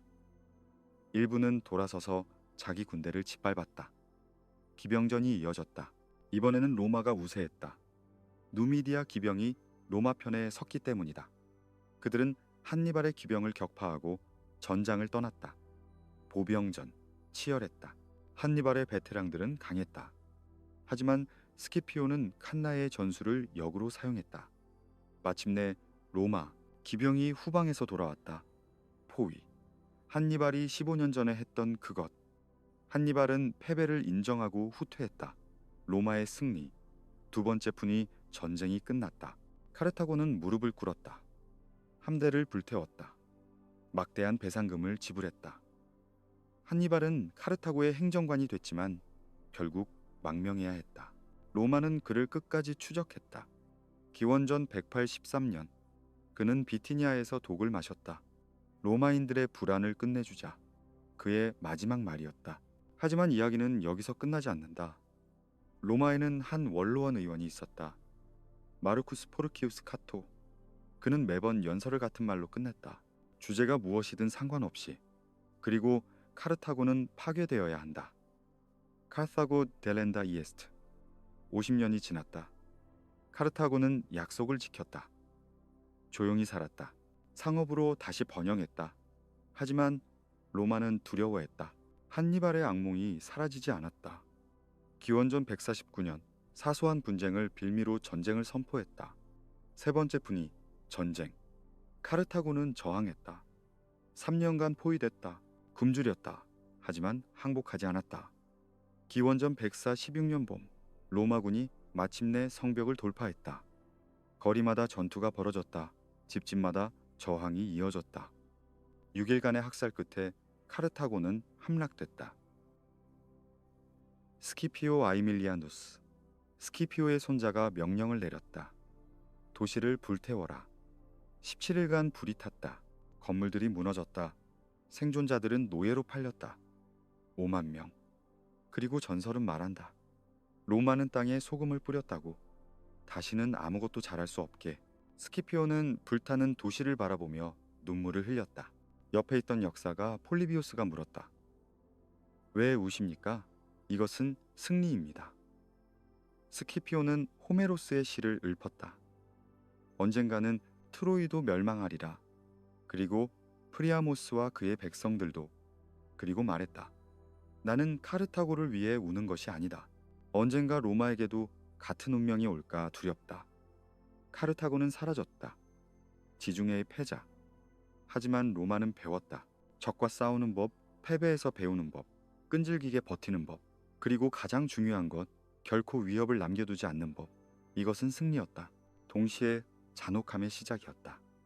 로마는 이제 지중해의 유일한 지배자였다. 그 누구도 감히 도전할 수 없는 제국. 하지만 그 승리의 대가는 로마 자신을 변화시키고 있었다. 전쟁은 끝났다. 하지만 로마의 영혼에 새로운 전쟁이 시작되고 있었다. 승리는 로마를 바꿨다. 아니, 정확히는 파괴했다. 지중해를 정복한 로마는 더 이상 팔라티노 언덕의 소박한 농민 공화국이 아니었다. 부가 홍수처럼 밀려들었다. 스페인의 은, 아프리카의 곡물, 그리스의 예술품, 동방의 향료와 비단. 전쟁 포로들은 수십만 명씩 노예 시장으로 쏟아졌다. 원로원 의원들의 저택은 대리석으로 치장됐다. 로마는 화려해졌다. 그리고 병들었다. 가장 먼저 무너진 것은 땅이었다. 한니발 전쟁 동안 이탈리아 농토는 황폐해졌다. 15년간 군대가 지나다니며 밭을 짓밟았다. 작은 농민들은 전쟁에 징집되어 집을 비웠다. 돌아왔을 때 그들의 땅은 황무지가 되어 있었다. 빚이 쌓였다. 선택의 여지가 없었다. 땅을 팔아야 했다. 누가 샀는가? 부유한 귀족들, 원로원 의원들. 그들은 전쟁으로 막대한 부를 축적했다. 속주의 총독직, 군수품 공급 계약, 전리품의 분배. 그들은 작은 농장들을 사들여 거대한 농장으로 합쳤다. 라티푼디움, 대토지, 수백, 수천 헥타르의 농장. 그리고 그곳을 경작한 것은 자유민이 아니었다. 노예였다. 전쟁 포로들, 값싼 노동력, 먹이고 재우는 비용만 들면 됐다. 임금은 없었고 권리도 없었다. 일할 수 없을 때까지 착취당하고 늙으면 버려졌다. 경제 논리로는 완벽했다. 하지만 그것은 로마 공화정의 기반을 무너뜨리고 있었다. 로마 군단의 힘은 어디서 왔는가? 자영 농민들이었다. 자기 땅을 가진 시민들. 그들은 공화국을 지킬 이유가 있었다. 자신의 것을 지키기 위해 싸웠다. 하지만 이제 그들은 땅을 잃었다. 로마로 밀려 들어왔다. 일자리를 찾았지만 노예들이 모든 일을 하고 있었다. 그들은 빈민이 됐다. 수블리키우스 언덕 아래 판잣집에서 하루하루 연명했다. 귀족들의 저택에서는 연회가 열렸다. 그리스 철학자들이 토론을 이끌었고 시인들이 시를 읊었다. 공작새 혀, 굴, 꿀에 절인 돼지고기, 헬레니즘 문화를 흉내냈다. 하지만 그것은 표면적인 세련됨일 뿐이었다. 그 아래는 욕망과 탐욕이 끓어오르고 있었다. 기원전 133년 한 남자가 일어섰다. 티베리우스 그라쿠스, 호민관이었다. 명문 귀족 가문 출신이었지만 평민의 편에 섰다. 그는 스페인에서 군 복무를 하며 로마 병사들의 비참한 상황을 목격했다. 땅 없는 농민들, 미래 없는 청년들. 그는 결심했다. 이것을 바꿔야 한다고. 그는 법안을 제출했다. 토지개혁법. 내용은 간단했다. 공유지를 한 사람이 506에라 약 125헥타르 이상 점유할 수 없다. 초과 토지는 몰수해서 땅 없는 시민들에게 재분배한다. 그리스의 솔론이 했던 것처럼 혁명적이지 않았다. 심지어 예법을 복구하는 것에 불과했다. 하지만 부자들에게는 재앙이었다. 원로원은 분노했다. 그들 대부분이 불법으로 공유지를 점유하고 있었다. 그들은 동료 호민관 옥타비우스를 매수했다. 옥타비우스는 비토권을 행사했다. 법안은 통과될 수 없었다. 티베리우스는 전례 없는 결정을 내렸다. 미네에서 옥타비우스를 파면시켰다. 호민관을 파면한다는 것은 신성불가침의 원칙을 깨는 것이었다. 혁명적인 순간이었다. 법은 통과됐다. 토지 재분배가 시작됐다. 평민들은 환호했다. 하지만 귀족들은 복수를 계획했다. 티베리우스는 자신의 신변이 위험하다는 것을 알았다. 그래서 재선에 도전했다. 호민관 연임. 이것도 금기였다. 권력의 독점을 막기 위한 원칙이었다. 선거일. 카피톨리노 언덕. 군중이 모였다. 투표가 진행되는 동안 원로원 의원들이 무리를 이끌고 나타났다. 손에는 몽둥이와 의자 다리를 들고 폭력이 시작됐다. 티베리우스는 도망치려 했다. 하지만 군중 속에서 넘어졌다. 원로원 의원들이 그를 구타했다. 300명의 지지자들과 함께 살해당했다. 시신들은 티베르강에 던져졌다. 장례도 없이 로마의 거리에서 정치적 폭력이 처음 터진 날이었다. 공화정의 규칙이 깨진 순간 대화와 타협 대신 몽둥이와 칼. 이것은 돌이킬 수 없는 선을 넘은 것이었다. 10년 후 동생이 나섰다. 가이우스 그라쿠스. 그는 형보다 더 급진적이었다. 호민관으로 선출된 그는 1년의 개혁을 단행했다. 곡물법을 통과시켰다. 국가가 시민들에게 저렴한 가격에 곡물을 공급한다. 복지의 시작이었다. 하지만 동시에 민중선동의 도구가 될 위험도 있었다. 그는 또한 동맹시들에게 로마 시민권을 주려 했다. 이탈리아 전역의 주민들을 로마인으로 만드는 것. 진보적인 비전이었다. 하지만 로마 시민들은 반대했다. 우리의 특권을 나눠줄 수는 없다. 이기심이 개혁을 막았다. 기원전 121년 원로원은 최종 명령을 선포했다. 세나트스 컨설툼 알티멈. 집정관은 공화국이 해를 입지 않도록 조치하라. 비상사태 선언. 계엄령. 집정관은 군대를 이끌고 가이우스와 그의 지지자들을 공격했다. 3,000명이 죽었다. 가이우스는 노예에게 자신을 죽여달라고 부탁했다. 그의 머리는 잘려 원로원에 바쳐졌다. 금의 무게만큼 보상금이 지급됐다고 한다. 그라쿠스 형제의 개혁은 실패했다. 하지만 그들이 열어젖힌 문은 닫히지 않았다. 정치적 폭력, 민중 선동, 군사력의 정치화, 이 모든 것이 이제 가능해졌다. 로마 정치는 피로 얼룩지기 시작했다. 그리고 새로운 유형의 인물이 등장했다. 가이우스 마리우스, 평민 출신. 아르피눔의 작은 마을에서 태어난 남자. 군인으로서는 뛰어났지만 귀족 사회에서는 이방인이었다. 그는 야심이 있었다. 그리고 기회를 잡았다. 기원전 107년 누미디아에서 전쟁이 일어났다. 유구르타 왕이 로마의 반기를 들었다. 원로원 장군들은 무능했다. 마리우스가 지휘권을 얻었다. 그리고 놀라운 일을 했다. 군사개혁. 그는 재산 자격을 폐지했다. 이제 가난한 자도 군대에 들어올 수 있었다. 무산자들, 프롤레타리아트. 이것은 혁명이었다. 전통적으로 로마 군단은 자영농민들로 구성됐다. 자기 무장을 할 수 있는 자들만. 하지만 이제 국가가 무장을 제공했다. 가난한 자들이 군인이 됐다. 직업 군인의 탄생. 하지만 문제가 있었다. 그들의 충성은 어디로 향했는가? 공화국? 아니었다. 그들을 먹여 살리고 전리품을 약속하고 제대 후 땅을 줄 장군. 군대는 개인의 사병이 되기 시작했다. 마리우스는 7번이나 집정관에 선출됐다. 전례 없는 일이었다. 그는 게르만 부족의 침입을 막았다. 킴브리족과 튜튼족, 거대한 야만인들이 알프스를 넘어왔을 때 로마는 공포에 떨었다. 마리우스가 그들을 격파했다. 영웅이 됐다. 하지만 영웅은 위험했다. 특히 군대를 가진 영웅은. 그리고 또 다른 인물이 등장했다. 루키우스 코르넬리우스 술라, 귀족 출신, 마리우스의 부관이었다. 하지만 야심은 그에 못지않았다. 둘 사이에 균열이 생기기 시작했다. 기원전 88년 소아시아의 폰투스 왕 미트리다테스가 반란을 일으켰다. 누가 그 전쟁을 지휘할 것인가? 원로원은 술라를 선택했다. 하지만 미네는 마리우스를 선택했다. 술라는 결정을 내렸다. 그는 군단을 이끌고 로마로 진군했다. 로마군이 로마를 공격하는 것, 상상할 수 없는 일이었다. 그의 장교들 중 한 명만 따랐다.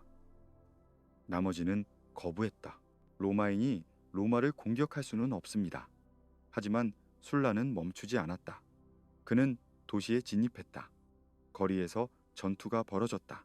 마리우스와 그의 지지자들은 도망쳤다. 술라는 원로원에 자신의 명령을 승인하도록 강요했다. 그리고 동방으로 떠났다. 미트리다테스와 싸우기 위해. 하지만 그가 떠나자마자 마리우스가 돌아왔다.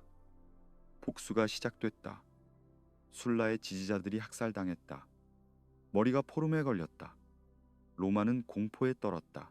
기원전 83년 술라가 돌아왔다. 이번에는 용서가 없었다. 내전이 시작됐다. 이탈리아 전역이 전장이 됐다. 술라는 승리했다. 그리고 독재관이 됐다. 하지만 옛날의 독재관이 아니었다. 6개월 임기도 없었고 제한도 없었다.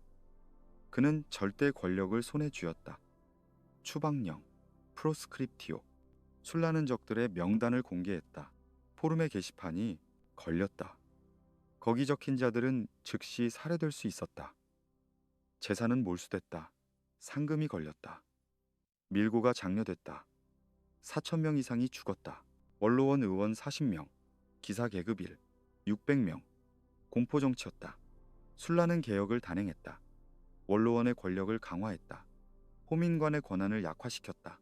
공화정을 복원한다는 명분이었다. 하지만 그것은 시계를 거꾸로 돌리려는 시도였다. 역사를 되돌릴 수는 없었다. 기원전 79년 술라는 놀라운 일을 했다. 독재관직을 내려놓았다. 사임했다. 왜? 아무도 확실히 모른다. 권력에 실증이 났는지, 병이 들었는지, 아니면 공화정에 대한 마지막 존경심 때문이었는지. 그는 캄파니아의 별장으로 은퇴했다. 1년 후 죽었다. 간경변이었다고 한다. 방탕한 생활의 대가.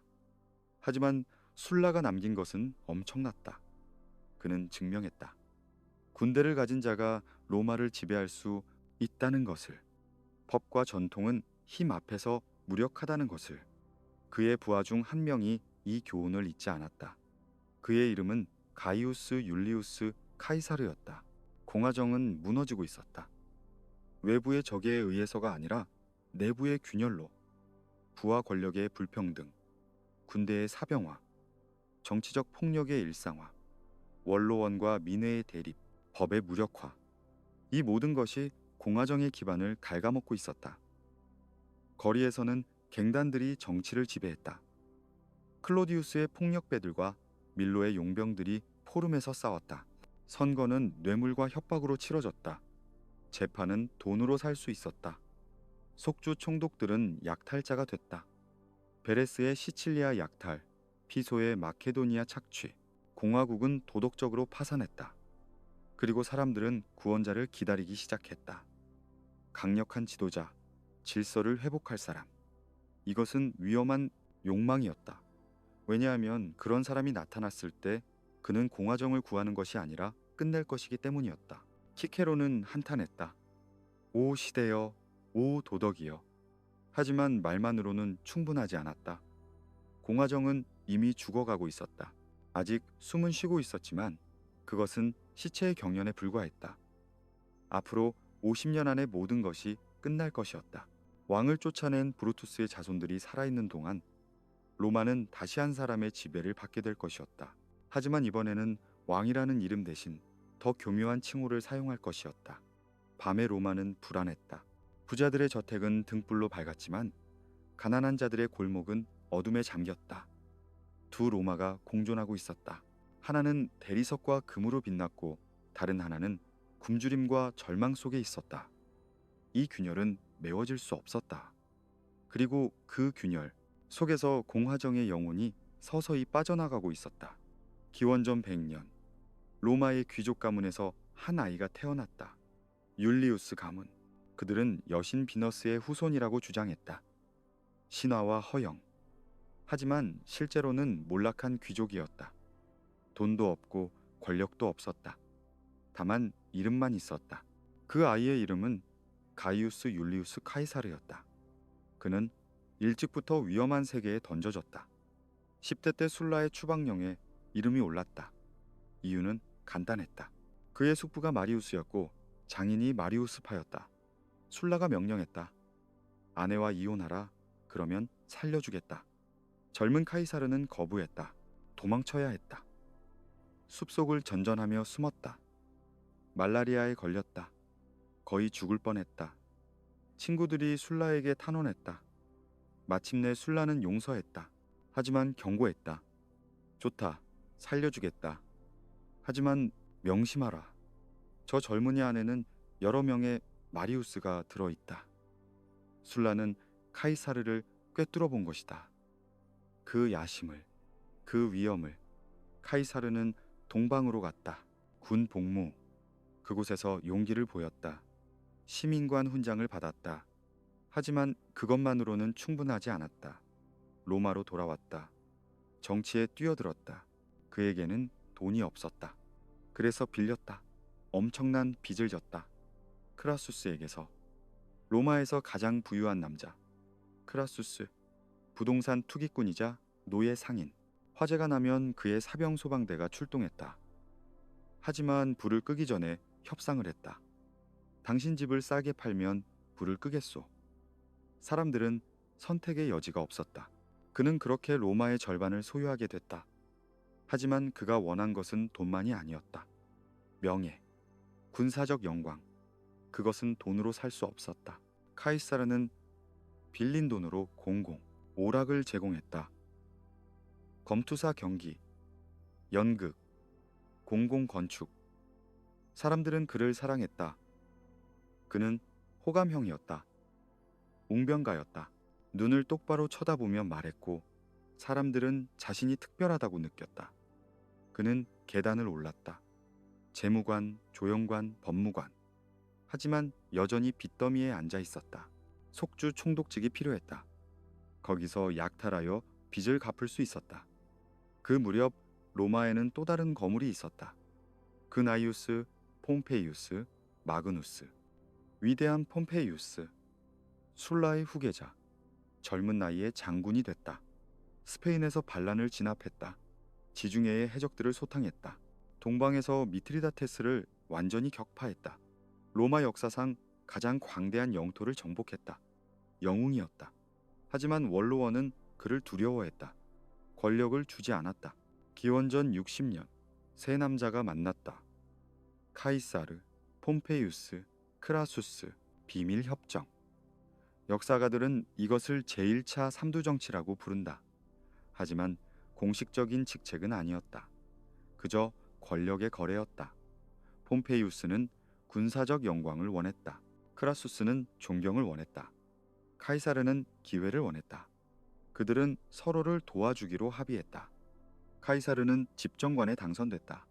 그리고 자신에게 속주를 배정했다. 갈리아, 프랑스, 벨기에, 스위스, 미개척 땅, 야만인들의 땅. 하지만 무한한 가능성의 땅이기도 했다. 카이사르는 알았다. 거기서 정복하면 부와 명성을 모두 얻을 수 있다는 것을. 기원전 58년 갈리아 원정이 시작됐다. 8년간의 전쟁. 카이사르는 자신의 모험을 기록했다. 갈리아 전기. 냉정하고 명료한 산문. 3인칭으로 자신을 묘사했다. 카이사르는 진군했다. 카이사르는 승리했다. 홍보의 천재였다. 로마에서는 그의 보고서가 낭독됐다. 사람들은 열광했다. 하지만 그것은 영광스러운 모험만이 아니었다. 학살이기도 했다. 벨로바키족, 넬비족, 헬베티족, 부족 전체가 말살됐다. 카이사르 자신의 기록에 따르면 100만 명을 죽이고 100만 명을 노예로 팔았다.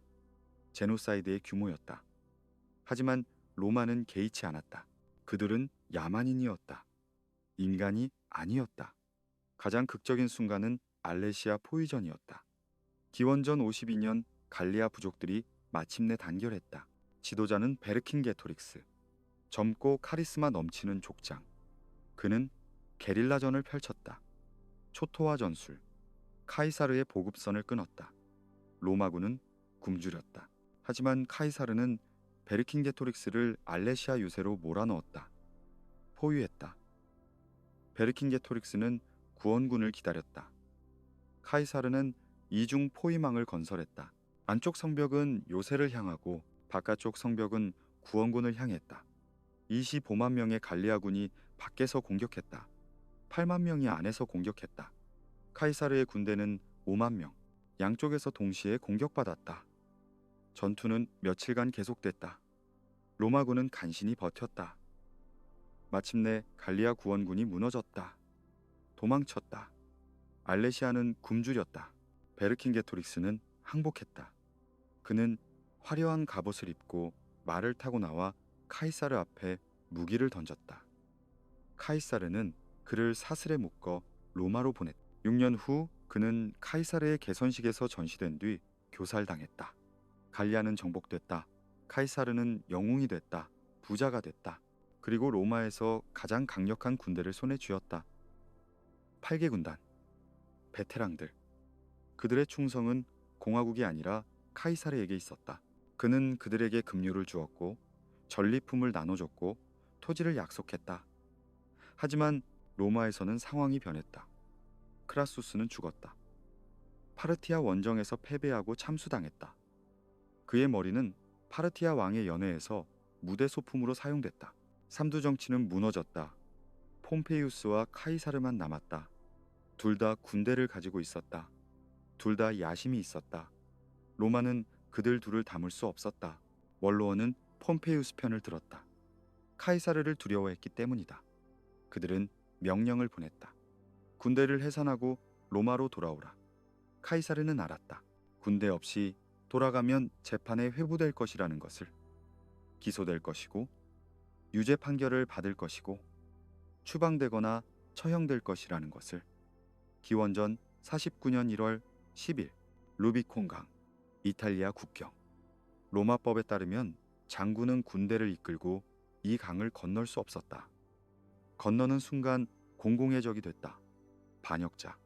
카이사르는 강둑에서 멈췄다. 망설였다.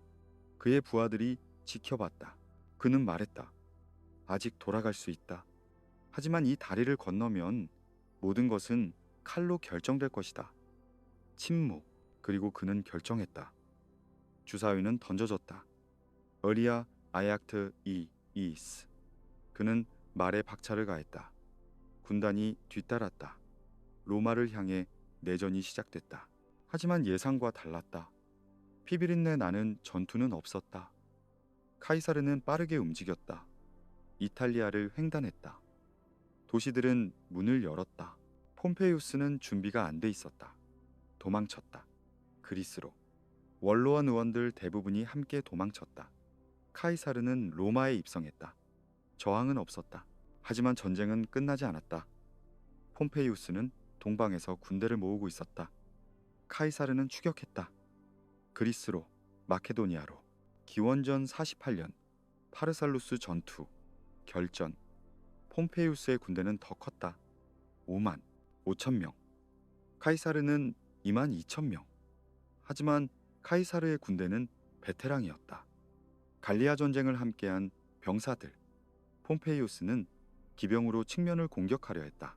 하지만 카이사르는 예비 병력을 숨겨뒀다. 그들은 기병을 격파했다.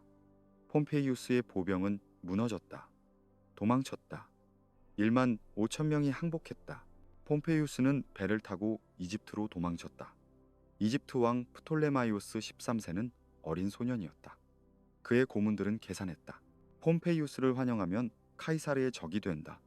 그를 죽이면 카이사르의 친구가 된다. 선택은 명확했다. 폼페이우스가 해안에 상륙하려 할 때 그들은 그를 찔렀다. 참수했다. 머리를 소금에 절였다. 카이사르에게 선물하려고. 카이사르가 알렉산드리아에 도착했을 때 그들은 폼페이우스의 머리를 바쳤다. 카이사르는 울었다. 진심이었는지 연극이었는지는 아무도 모른다. 그는 말했다. 이것은 로마의 영광이었던 사람이다. 살인자들을 처형했다. 하지만 이제 폼페이우스는 죽었다. 경쟁자는 사라졌다. 그리고 카이사르는 클레오파트라를 만났다. 프톨레마이오스의 누나이자 공동 통치자. 하지만 동생과의 권력 다툼에서 밀려나 있었다. 그녀는 21세였다. 아름다웠다고 전해지지만 그녀의 진짜 무기는 지능이었다. 그녀는 자신을 양탄자에 말아 카이사르에게 밀반입됐다. 극적인 등장. 카이사르는 그녀에게 매혹됐다. 52세의 남자와 21세의 여왕. 그는 그녀를 위해 싸웠다. 알렉산드리아 전쟁. 프톨레마이오스는 죽었다. 클레오파트라는 이집트의 단독 여왕이 됐다. 그들은 나일강을 따라 여행했다. 호화로운 배에서 몇 달을 함께 보냈다. 그녀는 임신했다. 아들을 낳았다. 카이사리온. 작은 카이사르. 카이사르는 마침못해 로마로 돌아왔다. 아직 적이 남아 있었다. 폼페이우스의 아들들이 스페인과 아프리카에서 저항하고 있었다. 그는 그들을 차례로 격파했다. 문다 전투, 탑수스 전투, 승리. 4년간의 내전이 끝났다. 카이사르는 이제 로마의 절대 권력자였다. 그는 개선식을 5번 열었다. 갈리아, 이집트, 폰투스, 아프리카, 스페인. 전례 없는 과시, 거리는 전리품으로 넘쳤다. 금은 보화, 이국적인 동물들, 사슬에 묶인 왕들. 로마는 축제 분위기였다. 하지만 어떤 사람들은 불편해했다. 이것은 너무 많았다. 너무 왕 같았다. 카이사르는 개혁을 시작했다. 달력을 개혁했다. 율리우스력 365일, 4년마다 윤년. 오늘날 우리가 사용하는 달력의 기초. 7월은 그의 이름을 따서 줄라이가 됐다. 그는 또한 속주 행정을 개선했다. 부패한 총독들을 처벌했다. 토지를 재분배했다. 공공건축을 확대했다. 하지만 그는 한 가지 실수를 했다. 독재관이 된 것이다. 처음에는 10년, 그 다음에는 종신 독재관, Dictator Perpetuo. 왕이나 다름없었다. 그의 조각상이 신전에 세워졌다. 그의 얼굴이 동전에 새겨졌다. 살아있는 사람으로는 처음이었다. 원로원은 그에게 나라의 아버지라는 칭호를 줬다. 그는 황금 의자에 앉았다. 자주색 토가를 입었다. 왕의 상징들. 어떤 사람들은 속삭였다. 그가 왕이 되려 한다. 카이사르는 부인했다. 하지만 그의 행동은 달랐다. 루페르칼리아 축제에서 안토니우스가 그에게 왕관을 바쳤다. 카이사르는 거부했다. 하지만 연극 같았다. 너무 연출된. 음모가 꿈틀거리기 시작했다. 원로원 의원들 중 일부 공화주의자들. 그들은 자신들을 해방자라고 불렀다. 리더는 마르쿠스, 율리우스 브루투스. 카이사르가 가장 아끼던 사람 중 하나. 카이사르의 아들일지도 모른다는 소문도 있었다. 하지만 브루투스는 자신의 조상이 마지막 왕을 몰아낸 브루투스라는 것에 자부심을 가졌다. 그는 공화정을 사랑했다. 카이사르보다 더 60명 이상이 음모에 가담했다. 원로원 의원들, 카이사르의 부하들, 그가 용서해준 적들. 그들은 칼을 준비했다. 날짜를 정했다. 3월 15일, 이두스. 원로원 회의날. 전날 밤 카이사르의 아내 칼푸르니아는 악몽을 꿨다. 그녀는 남편의 피 묻은 시신을 안고 울었다. 아침에 그녀는 애원했다. 오늘은 집에 있어요. 제발. 카이사르는 망설였다. 하지만 안토니우스가 설득했다. 원로원이 기다립니다. 가십시오. 카이사르가 폼페이우스 극장으로 향했다. 원로원이 그곳에서 모이기로 했다. 길에서 한 예언자를 만났다. 3월의 이두스를 조심하시오. 카이사르는 비웃었다. 이두스가 왔소. 예언자가 대답했다. 왔지만 아직 지나지 않았소. 카이사르가 있는 동안 다른 한 명이 토가를 잡았다. 신호였다. 카스카가 먼저 찔렀다. 목을. 카이사르는 일어났다. 이 폭력이 무슨 뜻이냐? 하지만 다른 칼들이 쏟아졌다. 사방에서 23번 찔렸다. 카이사르는 싸웠다. 하지만 곧 깨달았다. 소용없다는 것을. 그는 브루투스를 봤다. 칼을 들고 있는 그의 눈이 마주쳤다. 카이사르는 토가로 얼굴을 가렸다. 그리고 쓰러졌다. 폼페이우스의 동상 아래로. 전설은 말한다. 그의 마지막 말이 이티우 브룻 였다고. 브루투스, 너 맞어? 하지만 다른 기록은 다르게 전한다. 그리스어로 카이 수 테크논이라고 했다고. 너도 내 아들아? 진실이 무엇이든 그것은 배신의 상징이 됐다. 카이사르는 죽었다. 56세. 원로원 계단에 피 웅덩이가 생겼다. 음모자들은 외쳤다. 자유, 공화국이 회복됐다. 하지만 거리는 조용했다. 사람들은 두려움에 떨며 숨었다. 무슨 일이 벌어질지 아무도 몰랐다. 해방자들은 카피톨리노 언덕으로 도망쳤다. 요새화했다. 하지만 공격은 오지 않았다. 혼란만 있었다. 안토니우스가 카이사르의 유언을 공개했다. 카이사르는 로마 시민들에게 돈을 남겼다. 그의 정원을 공공공원으로 만들었다. 그리고 양자를 지명했다. 18세 청년. 그의 조카 손자 가이우스 옥타비아누스. 장례식. 안토니우스가 추도사를 했다. 그는 카이사르의 피 묻은 토가를 보여줬다. 23개의 칼자국을 가리켰다. 군중은 울기 시작했다. 그리고 분노했다. 그들은 횃불을 들고 거리로 쏟아져 나왔다. 음모자들의 집을 찾았다. 불태웠다. 브루투스와 카시우스는 도망쳤다. 이탈리아를 떠났다. 동방으로. 공화국은 구원받지 못했다. 카이사르를 죽였지만 카이사르주의는 죽지 않았다. 왜냐하면 로마는 이미 변했기 때문이다. 공화정의 제도들은 껍데기만 남았다. 실제 권력은 군대에 있었다. 그리고 곧 새로운 전쟁이 시작될 것이었다. 카이사르의 복수를 위한 전쟁. 그리고 그 전쟁이 끝날 때 공화정도 함께 끝날 것이었다. 3월의 이두스. 로마의 운명이 바뀐 날. 공화정의 마지막 숨결이 끊어진 날. 하지만 아직 누구도 그것을 알지 못했다. 그들은 여전히 희망했다. 옛날로 돌아갈 수 있다고. 하지만 역사는 결코 되돌아가지 않는다. 오직 앞으로만 나아간다. 어둠 속으로든 빛 속으로든. 카이사르의 장례식. 연기가 아직 하늘에 남아있을 때 한 청년이 로마로 향하고 있었다. 18세. 병약한 체구. 천식을 앓고 있었다. 누구도 그에게 주목하지 않았다. 하지만 그는 카이사르의 유언장에 적힌 이름이었다. 양자, 상속자, 가이우스 옥타비아누스. 곧 그는 가이우스 율리우스 카이사르라는 이름을 사용하기 시작했다. 죽은 자의 이름을, 죽은 자의 권위를 안토니우스는 비웃었다. 카이사르의 오른팔이었던 장군. 그는 옥타비아누스를 유언장으로 얻은 소년이라고 불렀다. 하지만 그 소년은 영리했다. 무섭도록 영리했다. 그는 키케로를 찾아갔다. 원로원의 원로, 공화주의자. 키케로는 생각했다. 이 소년을 이용하여 안토니우스를 제거할 수 있다. 그리고 나서 소년도 제거하면 된다. 하지만 결국 제거당한 것은 키케로였다. 옥타비아누스는 카이사르의 베테랑들을 모았다. 돈을 뿌렸다. 카이사르가 남긴 유산으로 군단이 그에게 모여들었다. 19세의 그는 이미 군대를 거느리고 있었다. 원로원은 당황했다. 하지만 그를 이용하기로 했다. 안토니우스에 맞서 젊은 옥타비아누스가 원로원의 꼭두각시가 되리라 생각했다. 기원전 43년 4월 무티나 전투. 안토니우스는 패배했다. 북쪽으로 도망쳤다. 원로원은 기뻐했다. 하지만 옥타비아누스는 보상을 요구했다. 집정관직을. 원로원은 거부했다. 너무 젊다. 법적 연령은 43세다. 옥타비아누스는 대답했다. 내 검이 내 나이를 말해줄 것이다. 그는 군대를 이끌고 로마로 진군했다.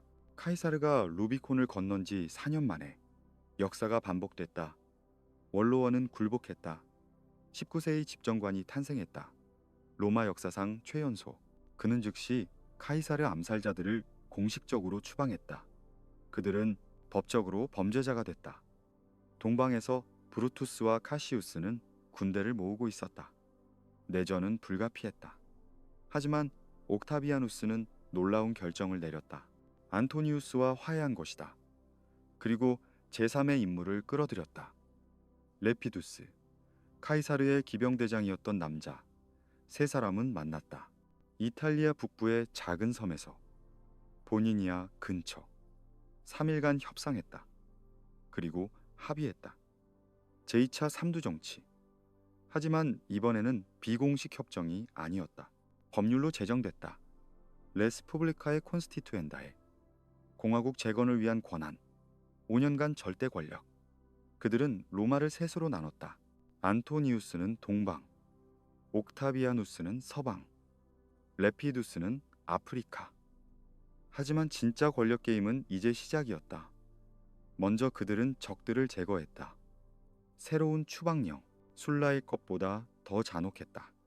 300명의 원로원, 의원, 0명의 기사 계급, 명단이 포rum에 게시됐다. 그 중에는 키케로도 있었다. 위대한 웅변가, 공화정의 목소리. 안토니우스는 그를 개인적으로 미워했다. 키케로가 자신을 공격하는 연설을 14편이나 했기 때문이다. 필리피카, 독설로 가득한 연설들. 키케로는 도망쳤다. 별장으로. 하지만 추격자들이 왔다. 그는 가마에 타고 있었다. 노예들에게 멈추라고 명령했다.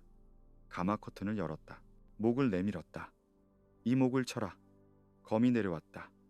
그의 머리와 손이 잘렸다. 로마로 보내졌다. 안토니우스의 아내 풀비아가 그 머리를 무릎에 올려놓고 머리카락을 잡아당기며 혀에 비녀를 찔렀다. 수없이 찔렀다. 복수였다.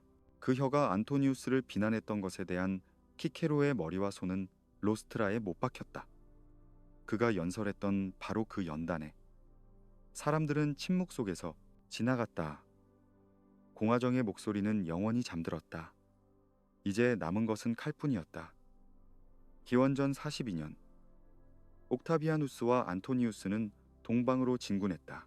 브루투스와 카시우스를 상대하기 위해.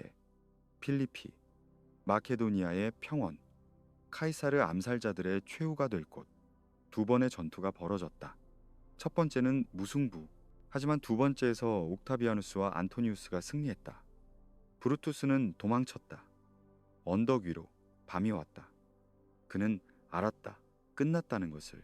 친구에게 검을 쥐어주고 그 위로 몸을 던졌다. 자살. 그의 마지막 말은 이랬다고 전해진다.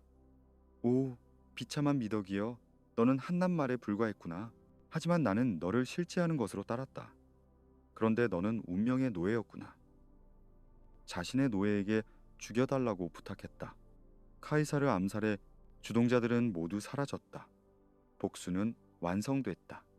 하지만 이제 새로운 문제가 남았다. 승리자들 사이의 분열. 옥타비아누스는 로마로 돌아왔다. 베테랑들에게 토지를 나눠줘야 했다. 하지만 땅이 부족했다. 그래서 이탈리아 도시들의 땅을 몰수했다. 수만 명이 집을 잃었다. 원한이 쌓였다. 안토니우스의 동생과 아내가 반란을 일으켰다. 페르시아 전쟁. 옥타비아누스는 무자비했다. 도시를 포위하고 굶겼다. 항복을 받아낸 뒤 300명의 원로원 의원과 기사들을 처형했다. 카이사르 신전의 제단 앞에서 인간 제물. 안토니우스는 동방에 있었다. 그리고 그곳에서 클레오파트라를 만났다.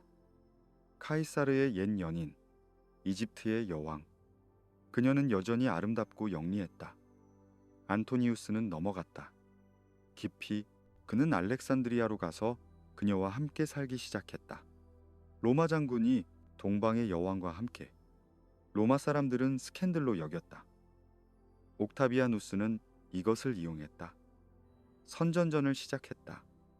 안토니우스는 로마를 배신했다. 이집트 여자에게 홀렸다. 동방의 폭군이 되려 한다. 클레오파트라에게 로마 영토를 선물로 줬다. 그녀의 자식들을 왕으로 세웠다. 소문은 로마 전역에 퍼졌다. 과장되고 왜곡됐지만 일부는 진실이었다. 기원전 32년 옥타비아누스는 안토니우스의 유언장을 훔쳤다. 베스타 신전에서 신성불가침의 장소였지만 개의치 않았다. 공개적으로 낭독했다. 안토니우스는 자신을 알렉산드리아에 묻어달라고 했다. 로마가 아니라 그의 자식들, 클레오파트라의 자식들에게 동방 영토들을 물려준다고 했다. 로마인들은 분노했다. 전쟁이 선포됐다. 하지만 공식적으로는 안토니우스에 대한 것이 아니었다. 클레오파트라에 대한 것이었다. 이집트 여왕이 로마를 위협한다. 옥타비아누스는 영리했다. 로마인과 로마인의 싸움이 아니라 로마와 동방의 싸움으로 포장했다. 기원전 31년 9월 2일 악티움, 그리스 서부 해안, 안토니우스와 클레오파트라의 함대, 대옥타비아누스와 그의 제독 아그리파의 함대. 안토니우스의 배들은 더 컸다. 하지만 느렸다. 아그리파의 배들은 작았지만 빠르고 기동성이 좋았다. 전투는 몇 시간 계속됐다. 결정적이지 않았다. 그런데 갑자기 클레오파트라의 함대가 돌아섰다. 도망쳤다. 이집트로. 안토니우스는 당황했다. 그리고 선택했다. 로마를 승리를 명예를 버리고 그녀를 따라갔다. 자신의 배에 올라 클레오파트라를 추격했다. 그의 함대는 버려졌다. 곧 항복했다. 안토니우스와 클레오파트라는 알렉산드리아로 도망쳤다. 옥타비아누스는 천천히 추격했다. 1년을 기다렸다. 그들이 절망에 빠지도록. 기원전 30년 그는 이집트를 침공했다. 저항은 미미했다. 알렉산드리아가 함락됐다. 안토니우스는 자살을 선택했다. 검으로 자신을 찔렀다. 하지만 즉사하지 않았다. 고통 속에서 클레오파트라가 숨어있는 무덤으로 옮겨졌다. 그녀의 품에서 숨을 거뒀다. 52세. 한때 로마의 반을 지배했던 남자. 클레오파트라는 옥타비아누스와 협상을 시도했다. 하지만 그는 냉정했다. 그녀를 로마로 데려가 개선식에서 전시하려 했다. 클레오파트라는 알았다. 자신이 사슬에 묶여 거리를 걸을 운명이라는 것을 받아들일 수 없었다. 그녀는 독사를 가져오게 했다. 아스프, 가슴에 물리게 했다. 고통 없이 잠들듯 죽었다고 한다. 39세. 이집트 프톨레마이오스 왕조의 마지막 파라오 옥타비아누스는 이집트를 합병했다. 로마의 속주로. 아니, 정확히는 그의 개인 속주로. 이집트의 곡물이 로마로 흘러갔다. 이집트의 보물이 로마로 흘러갔다. 옥타비아누스는 상상할 수 없을 만큼 부유해졌다. 그리고 권력도. 기원전 29년 그는 로마로 돌아왔다. 3일간의 개선식. 모든 적들이 무너졌다. 브루투스와 카시우스, 안토니우스와 클레오파트라. 13년간의 내전이 끝났다. 로마는 지쳤다. 피에 지쳤다. 혼란에 지쳤다. 사람들은 한 가지만 원했다. 평화, 안정, 질서. 누가 제공하든 상관없었다. 옥타비아누스는 영리했다. 그는 독재자처럼 보이지 않으려 했다.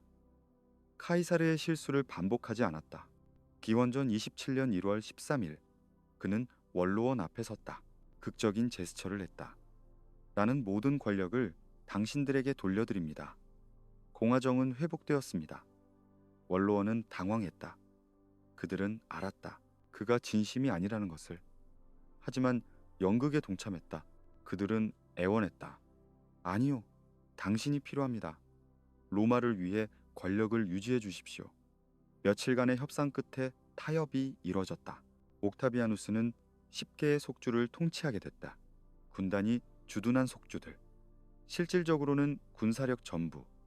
그리고 원로원은 그에게 새로운 칭호를 주었다. 아우구스투스.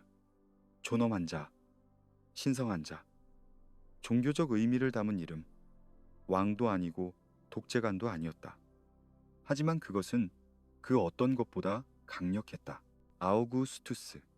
그는 이 이름으로 역사에 남게 된다. 아우구스투스는 천재적인 정치가였다. 그는 공화정의 외관을 유지했다. 집정관은 여전히 선출됐다. 원로원은 여전히 모였다. 민회는 여전히 열렸다. 하지만 실질적 권력은 모두 그에게 있었다. 그는 프린캡스라고 불렸다. 첫 번째, 시민. 동등한 자들 중 첫 번째. 하지만 사실은 유일한 자였다. 그는 조심스러웠다. 화려함을 피했다. 소박하게 살았다. 팔라티노 언덕의 작은 집. 토가는 아내가 손수 짠 것. 검소함의 과시. 하지만 동시에 거대한 건축 프로젝트를 시작했다. 로마를 변모시켰다. 나는 벽돌의 로마를 받았고 대리석의 로마를 남긴다. 그의 유명한 말, 신전들이 재건됐다. 82개의 신전을 복원했다고 그는 자랑했다. 아폴로 신전, 마르스 울토르 신전, 아우구스투스 포럼. 로마는 웅장해졌다. 제국의 수도답게. 그리고 그것은 모두 아우구스투스의 관대함으로 가능했다. 그의 이름이 모든 곳에 새겨졌다. 그는 또한 군대를 개혁했다. 상비군을 만들었다. 직업 군인. 25년 복무하면 땅이나 돈을 받았다. 충성은 로마가 아니라 황제에게. 프라이토리안 근위대도 창설했다. 황제의 사병. 로마에 주둔하는 유일한 군대. 국의 코호르트. 그들의 존재 자체가 권력의 보장이었다. 법과 질서가 회복됐다. 치안관들이 거리를 순찰했다. 소방대가 조직됐다. 곡물 공급이 안정됐다. 세금이 공정해졌다. 속주들은 더 이상 약탈당하지 않았다. 총독들은 감시받았다. 부패하면 처벌받았다. 제국은 효율적으로 운영됐다. 그리고 평화가 왔다. 팍스, 로마나, 로마의 평화. 200년간 지속될 평화의 시작. 물론 완전한 평화는 아니었다. 국경에서는 여전히 전쟁이 있었다. 게르만 부족들, 파르티아. 하지만 제국 내부는 안정됐다. 무역이 번영했다. 도시들이 성장했다. 사람들은 안전하게 여행할 수 있었다. 기원전 13년, 원로원은 아라파치스를 봉헌했다. 평화의 재단, 대리석으로 만든 아름다운 기념물, 부조로 장식됐다. 아우구스투스의 가족, 원로원, 의원들, 풍요로운 자연, 평화의 이미지. 이것은 새로운 시대의 선언이었다. 전쟁이 아닌 평화가 로마의 이상이 되는 시대. 하지만 모든 것이 완벽하지는 않았다. 아우구스투스는 후계자 문제로 고민했다. 그에게는 딸만 있었다. 율리아. 그는 조카와 친구들을 양자로 삼았다. 하지만 그들은 차례로 죽었다. 병으로, 전투에서, 의문의 죽음으로. 결국 그는 티베리우스를 선택했다. 그의 아내 리비아의 아들. 첫 번째 결혼에서 낳은 냉정하고 능력 있지만 사랑받지 못하는 남자. 기원 후 9년 재앙이 일어났다. 토이토 브루크숲, 게르마니아. 로마 장군 바루스가 3개 군단을 이끌고 진군하고 있었다. 그들은 믿었던 게르만, 족장 아르미니우스에게 배신당했다. 매복, 3일간의 학살, 2만 명의 로마 병사가 전멸했다. 바루스는 자살했다. 소식이 로마에 도착했을 때 아우구스투스는 무너졌다. 머리를 벽에 부딪히며 외쳤다. 바루스, 내 군단을 돌려다오. 퀸틸리 와레, 리조니스 레드. 그는 늙었다. 71세. 이 패배는 그의 확장 정책을 끝냈다. 더 이상 정복은 없었다. 제국은 방어로 전환했다. 기원 후 14년 8월 19일. 놀라, 캄파니아의 작은 마을. 아우구스투스는 죽어가고 있었다. 76세. 그는 아내 리비아와 티베리우스를 불렀다. 마지막 말을 남겼다. 나는 내 역할을 잘 해냈는가? 그렇다면 박수를 보내달라. 악타 에스트 파뷸라 플러다이트. 연극이 끝났다. 정치를 연극으로 본 남자의 마지막 대사.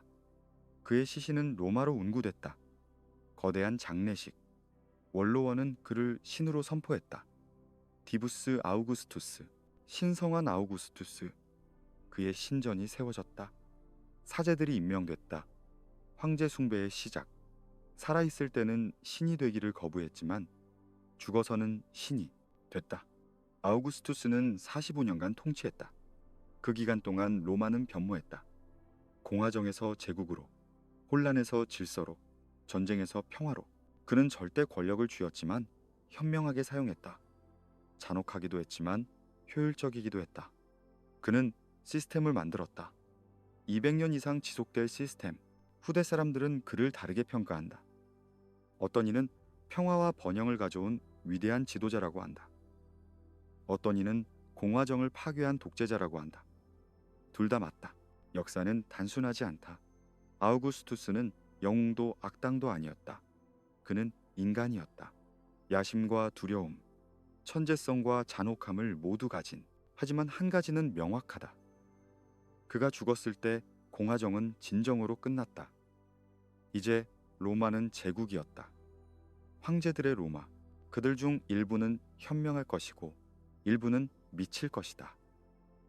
일부는 로마를 위대하게 만들 것이고 일부는 파괴할 뻔할 것이다. 하지만 그들 모두는 아우구스투스가 만든 틀 안에서 통치할 것이다.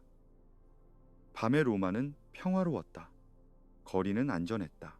상점들은 문을 닫았고 사람들은 집으로 돌아갔다. 대리석 신전들이 달빛에 빛났다. 제국은 잠들었다. 평화 속에서. 하지만 그 평화는 언제까지 지속될 것인가? 아무도 몰랐다. 역사는 예측할 수 없다. 다만 흐를 뿐이다. 앞으로. 언제나 앞으로.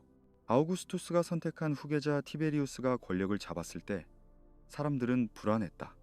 그는 55세였다. 유능한 장군이었고 행정가였다. 하지만 사랑받지 못했다. 냉정했고 의심이 많았고 사교적이지 않았다. 아우구스투스조차 그를 좋아하지 않았다. 하지만 선택의 여지가 없었다. 다른 후보들은 모두 죽었다. 티베리우스는 처음에는 신중하게 통치했다. 원로원을 존중했다. 아우구스투스의 정책을 따랐다. 하지만 그의 내면에는 어둠이 있었다. 그는 사람들을 믿지 못했다. 특히 자신의 조카 게르마니쿠스를 질투했다. 젊고 잘생기고 인기 있는 장군. 사람들은 그를 사랑했다. 티베리우스를 좋아하지 않는 만큼. 기원 후 19년 게르마니쿠스가 시리아에서 갑자기 죽었다. 33세. 독살 의혹이 일었다. 그의 아내 아그리피나는 티베리우스를 비난했다. 증거는 없었다. 하지만 소문은 퍼졌다. 티베리우스는 더욱 고립됐다. 의심은 편집증이 됐다. 그리고 한 남자가 나타났다. 세아누스, 프라이토리안 근위대 대장. 야심가였고 교활했다. 그는 티베리우스의 신뢰를 얻었다. 귓속말을 했다. 황제님, 적들이 사방에 있습니다. 하지만 제가 보호하겠습니다. 티베리우스는 믿었다. 점점 더 세아누스에게 의존했다. 기원 후 26년 티베리우스는 놀라운 결정을 내렸다. 로마를 떠난 것이다. 카프리 섬으로. 나폴리만의 아름다운 섬. 그곳에서 은둔했다. 11년간 다시는 로마로 돌아오지 않았다. 제국은 카프리의 별장에서 통치됐다. 그리고 실제로는 세아누스가 로마를 지배했다. 세아누스는 공포 정치를 시작했다. 반역죄 재판, 마이에스타스, 황제를 모욕하거나 위협한 죄, 밀고가 장려됐다. 상금이 걸렸다. 원로원 의원들은 서로를 고발했다. 친구들은 친구들을 배신했다. 재판은 형식에 불과했다. 유죄는 정해져 있었다. 처형, 자살 강요, 재산 몰수. 게르마니쿠스의 가족도 표적이 됐다. 그의 아들들이 하나씩 제거됐다. 네로 카이사르, 드루수스 카이사르. 투옥됐다. 굶어 죽었다. 아그리피나도 추방됐다. 판도스 섬. 거기서 그녀는 자살을 거부하며 굶어 죽었다. 복수심에 불타서.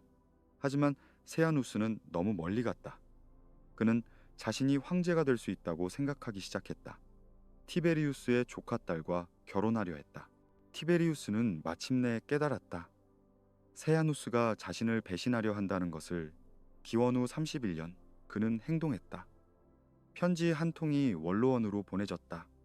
긴 편지. 세아누스는 자랑스럽게 앉아 있었다. 편지가 낭독되기 시작했다. 처음에는 세아누스를 칭찬하는 내용. 그는 미소 지었다.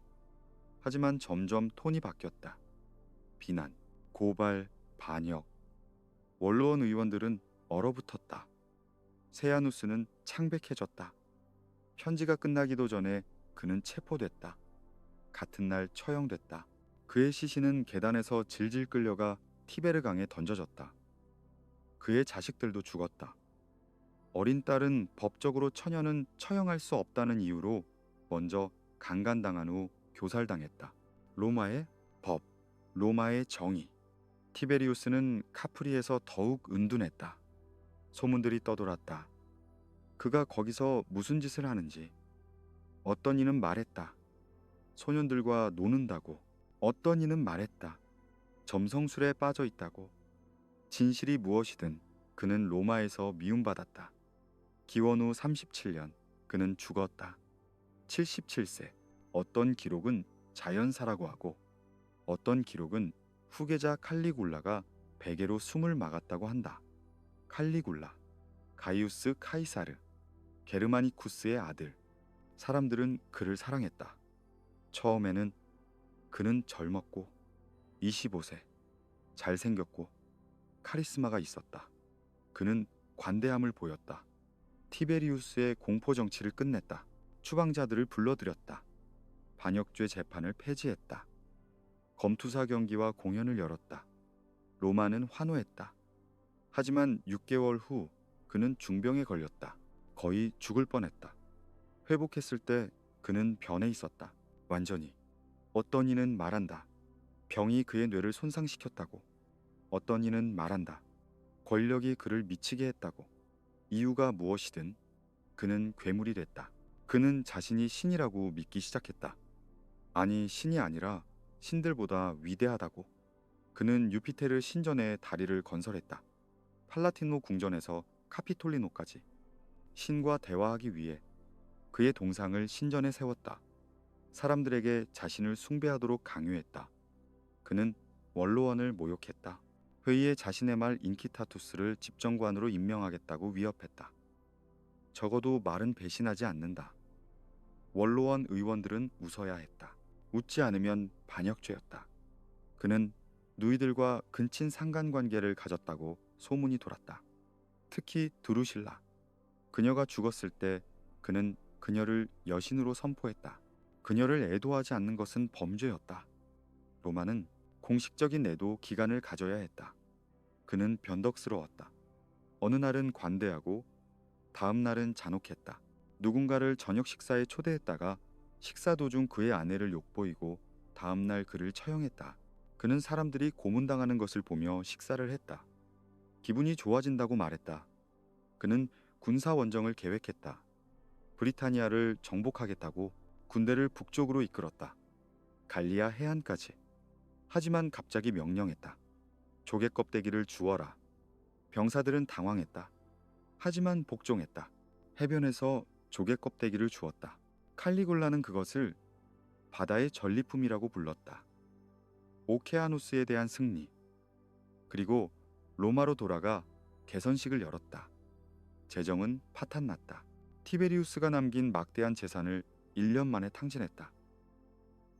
광기의 프로젝트들, 연애들, 사치. 돈이 필요해지자 그는 새로운 세금을 만들었다. 매춘부들에게 세금, 소송 당사자들에게 세금, 모든 것에 세금. 그리고 부자들을 반역죄로 고발해 재산을 몰수했다.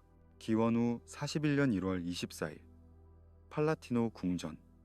칼리굴라는 연극 공연을 보고 있었다. 점심시간 그가 일어나 복도를 걸었다. 프라이토리안 장교들이 그를 둘러쌌다. 갑자기 카시우스 카이레아가 칼을 뽑았다. 이것을 받아라. 칼리굴라의 목을 찔렀다. 다른 공모자들도 가세했다. 30번 이상 찔렸다. 28세 4년간의 통치. 그의 아내 카이소니아도 죽었다. 어린 딸은 머리가 벽에 부딪혀 죽었다. 율리우스 클라우디우스 왕조의 피는 계속 흘렀다. 암살자들은 공화정을 복원하려 했다. 하지만 프라이토리안 근위대가 개입했다. 그들은 궁전에서 숨어있던 한 남자를 발견했다. 클라우디우스, 칼리굴라의 삼촌, 50세 장애인. 말을 더듬었고 절뚝거렸고 침을 흘렸다. 사람들은 그를 바보로 여겼다. 하지만 그래서 살아남을 수 있었다. 위협이 아니었기 때문에 프라이토리안들은 그를 황제로 선포했다. 처음으로 군대가 황제를 만들었다. 선례가 됐다. 위험한 선례. 클라우디우스는 각 근위병에게 엄청난 보너스를 약속했다. 그들은 동의했다. 원로원은 할 수 없이 승인했다. 놀랍게도 클라우디우스는 유능한 황제였다. 그는 학자였다. 역사를 썼고 에트루리아어를 연구했다. 그는 행정을 개혁했다. 관료제를 확립했다. 효율적이었다. 그는 또한 건설 프로젝트를 시작했다. 수도, 도로, 항구, 오스티아 항구를 확대했다. 그리고 그는 정복을 재개했다. 브리타니아 아우구스투스 이후 첫 정복. 기원 후 43년 사개 군단이 브리타니아에 상륙했다. 클라우디우스 자신도 잠깐 방문했다. 16일간 상징적이었지만 효과적이었다. 브리타니아는 속주가 됐다. 로마는 다시 확장하고 있었다. 하지만 클라우디우스의 약점은 여자들이었다. 그는 4번 결혼했다. 세 번째 아내 메살리나는 악명 높았다. 그녀는 방탕했다. 공공연히 애인들을 거느렸다.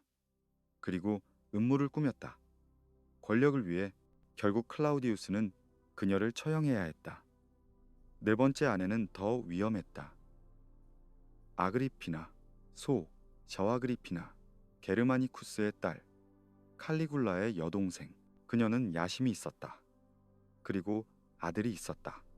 이전 결혼에서 낳은 그의 이름은 네로였다. 아그리피나는 클라우디우스를 조종했다. 네로를 양자로 삼게 했다.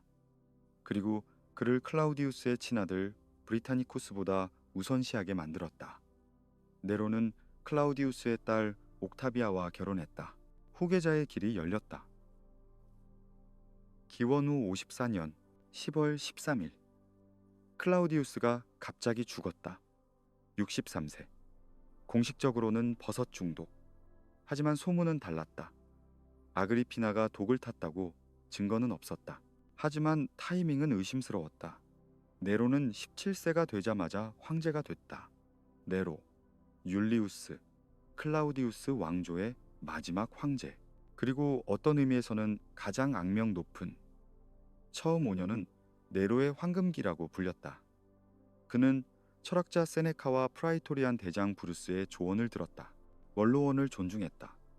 공정하게 통치했다. 예술을 후원했다. 로마는 번영했다. 하지만 네로는 예술가가 되고 싶었다. 황제가 아니라 그는 노래를 불렀다. 연극에 출연했다. 전차 경주에 참가했다. 황제가 무대에 서는 것 스캔들이었다.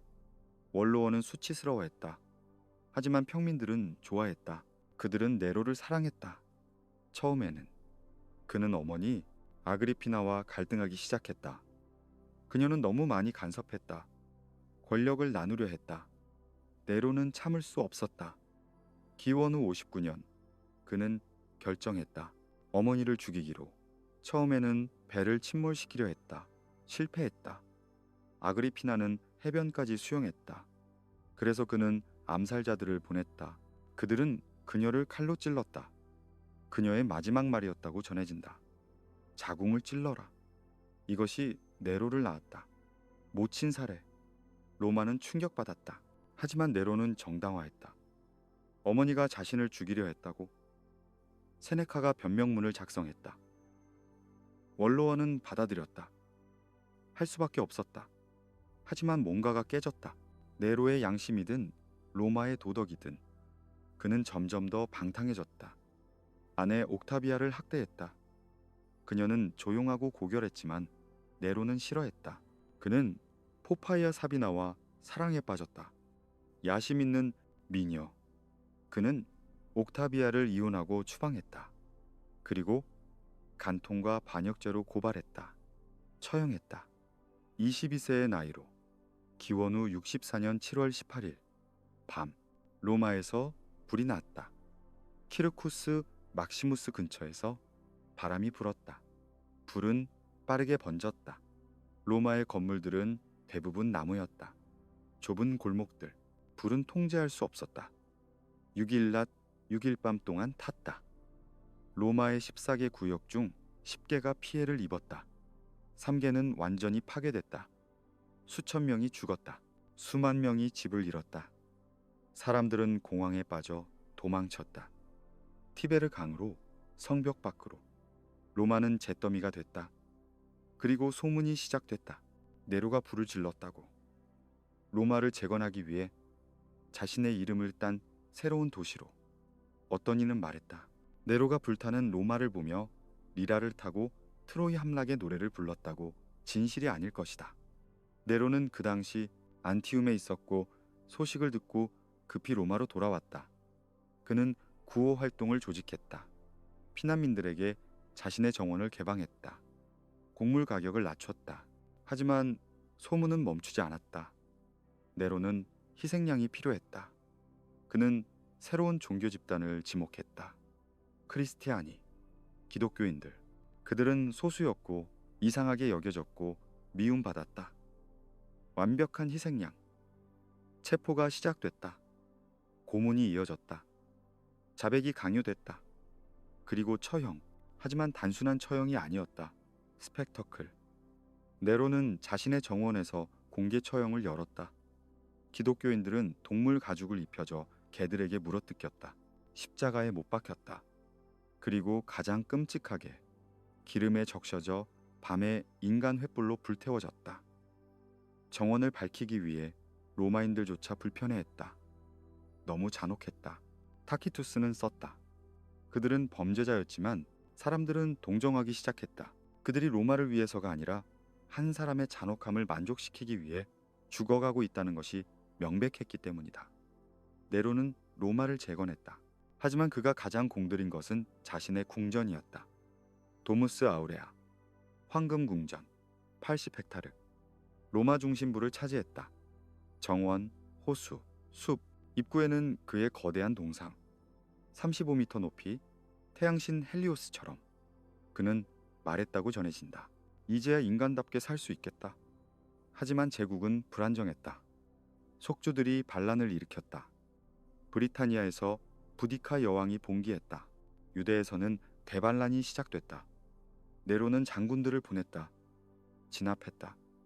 하지만 로마 내부에서도 음모가 꿈틀거렸다.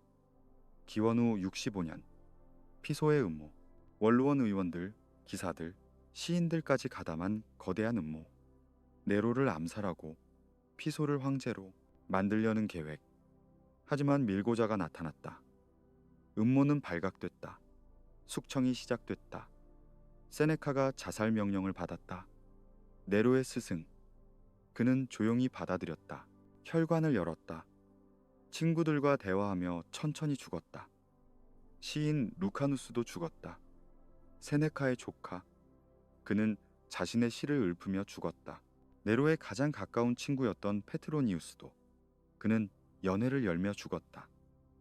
유언장에서 네로의 성적 일탈을 폭로했다. 공포가 로마를 지배했다. 하지만 네로는 개의치 않았다. 그는 그리스로 여행을 떠났다. 예술 투어, 올림픽 경기에 참가했다.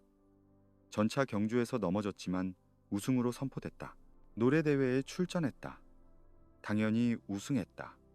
그는 808개의 월계관을 받았다. 개선식을 열며 로마로 돌아왔다. 하지만 제국은 무너지고 있었다. 기원 후 68년, 갈리아와 스페인에서 반란이 일어났다. 총독들이 황제를 자처했다. 네로는 당황했다. 그는 군대를 보내지 않고 연극 배우들을 모집하려 했다. 그들과 함께 노래로 반란군을 진정시키겠다. 미쳤다. 프라이토리안 근위대가 배신했다. 그들은 새로운 황제 갈바를 지지했다. 원로원은 네로를 공공의 적으로 선포했다. 네로는 도망쳤다. 로마 외곽의 부하 별장으로. 그곳에서 그는 자살하려 했다. 하지만 두려웠다.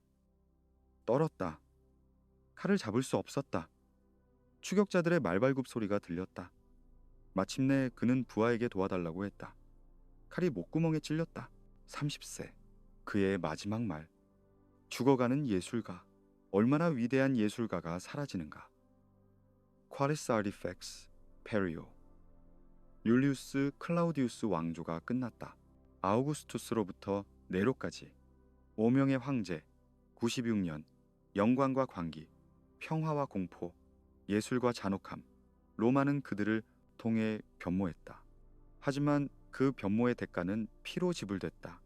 수많은 사람들의 피로. 티베르 강은 여전히 흐르고 있었다. 하지만 그 물은 더 어두워 보였다. 너무 많은 시신을 삼켰기 때문이다.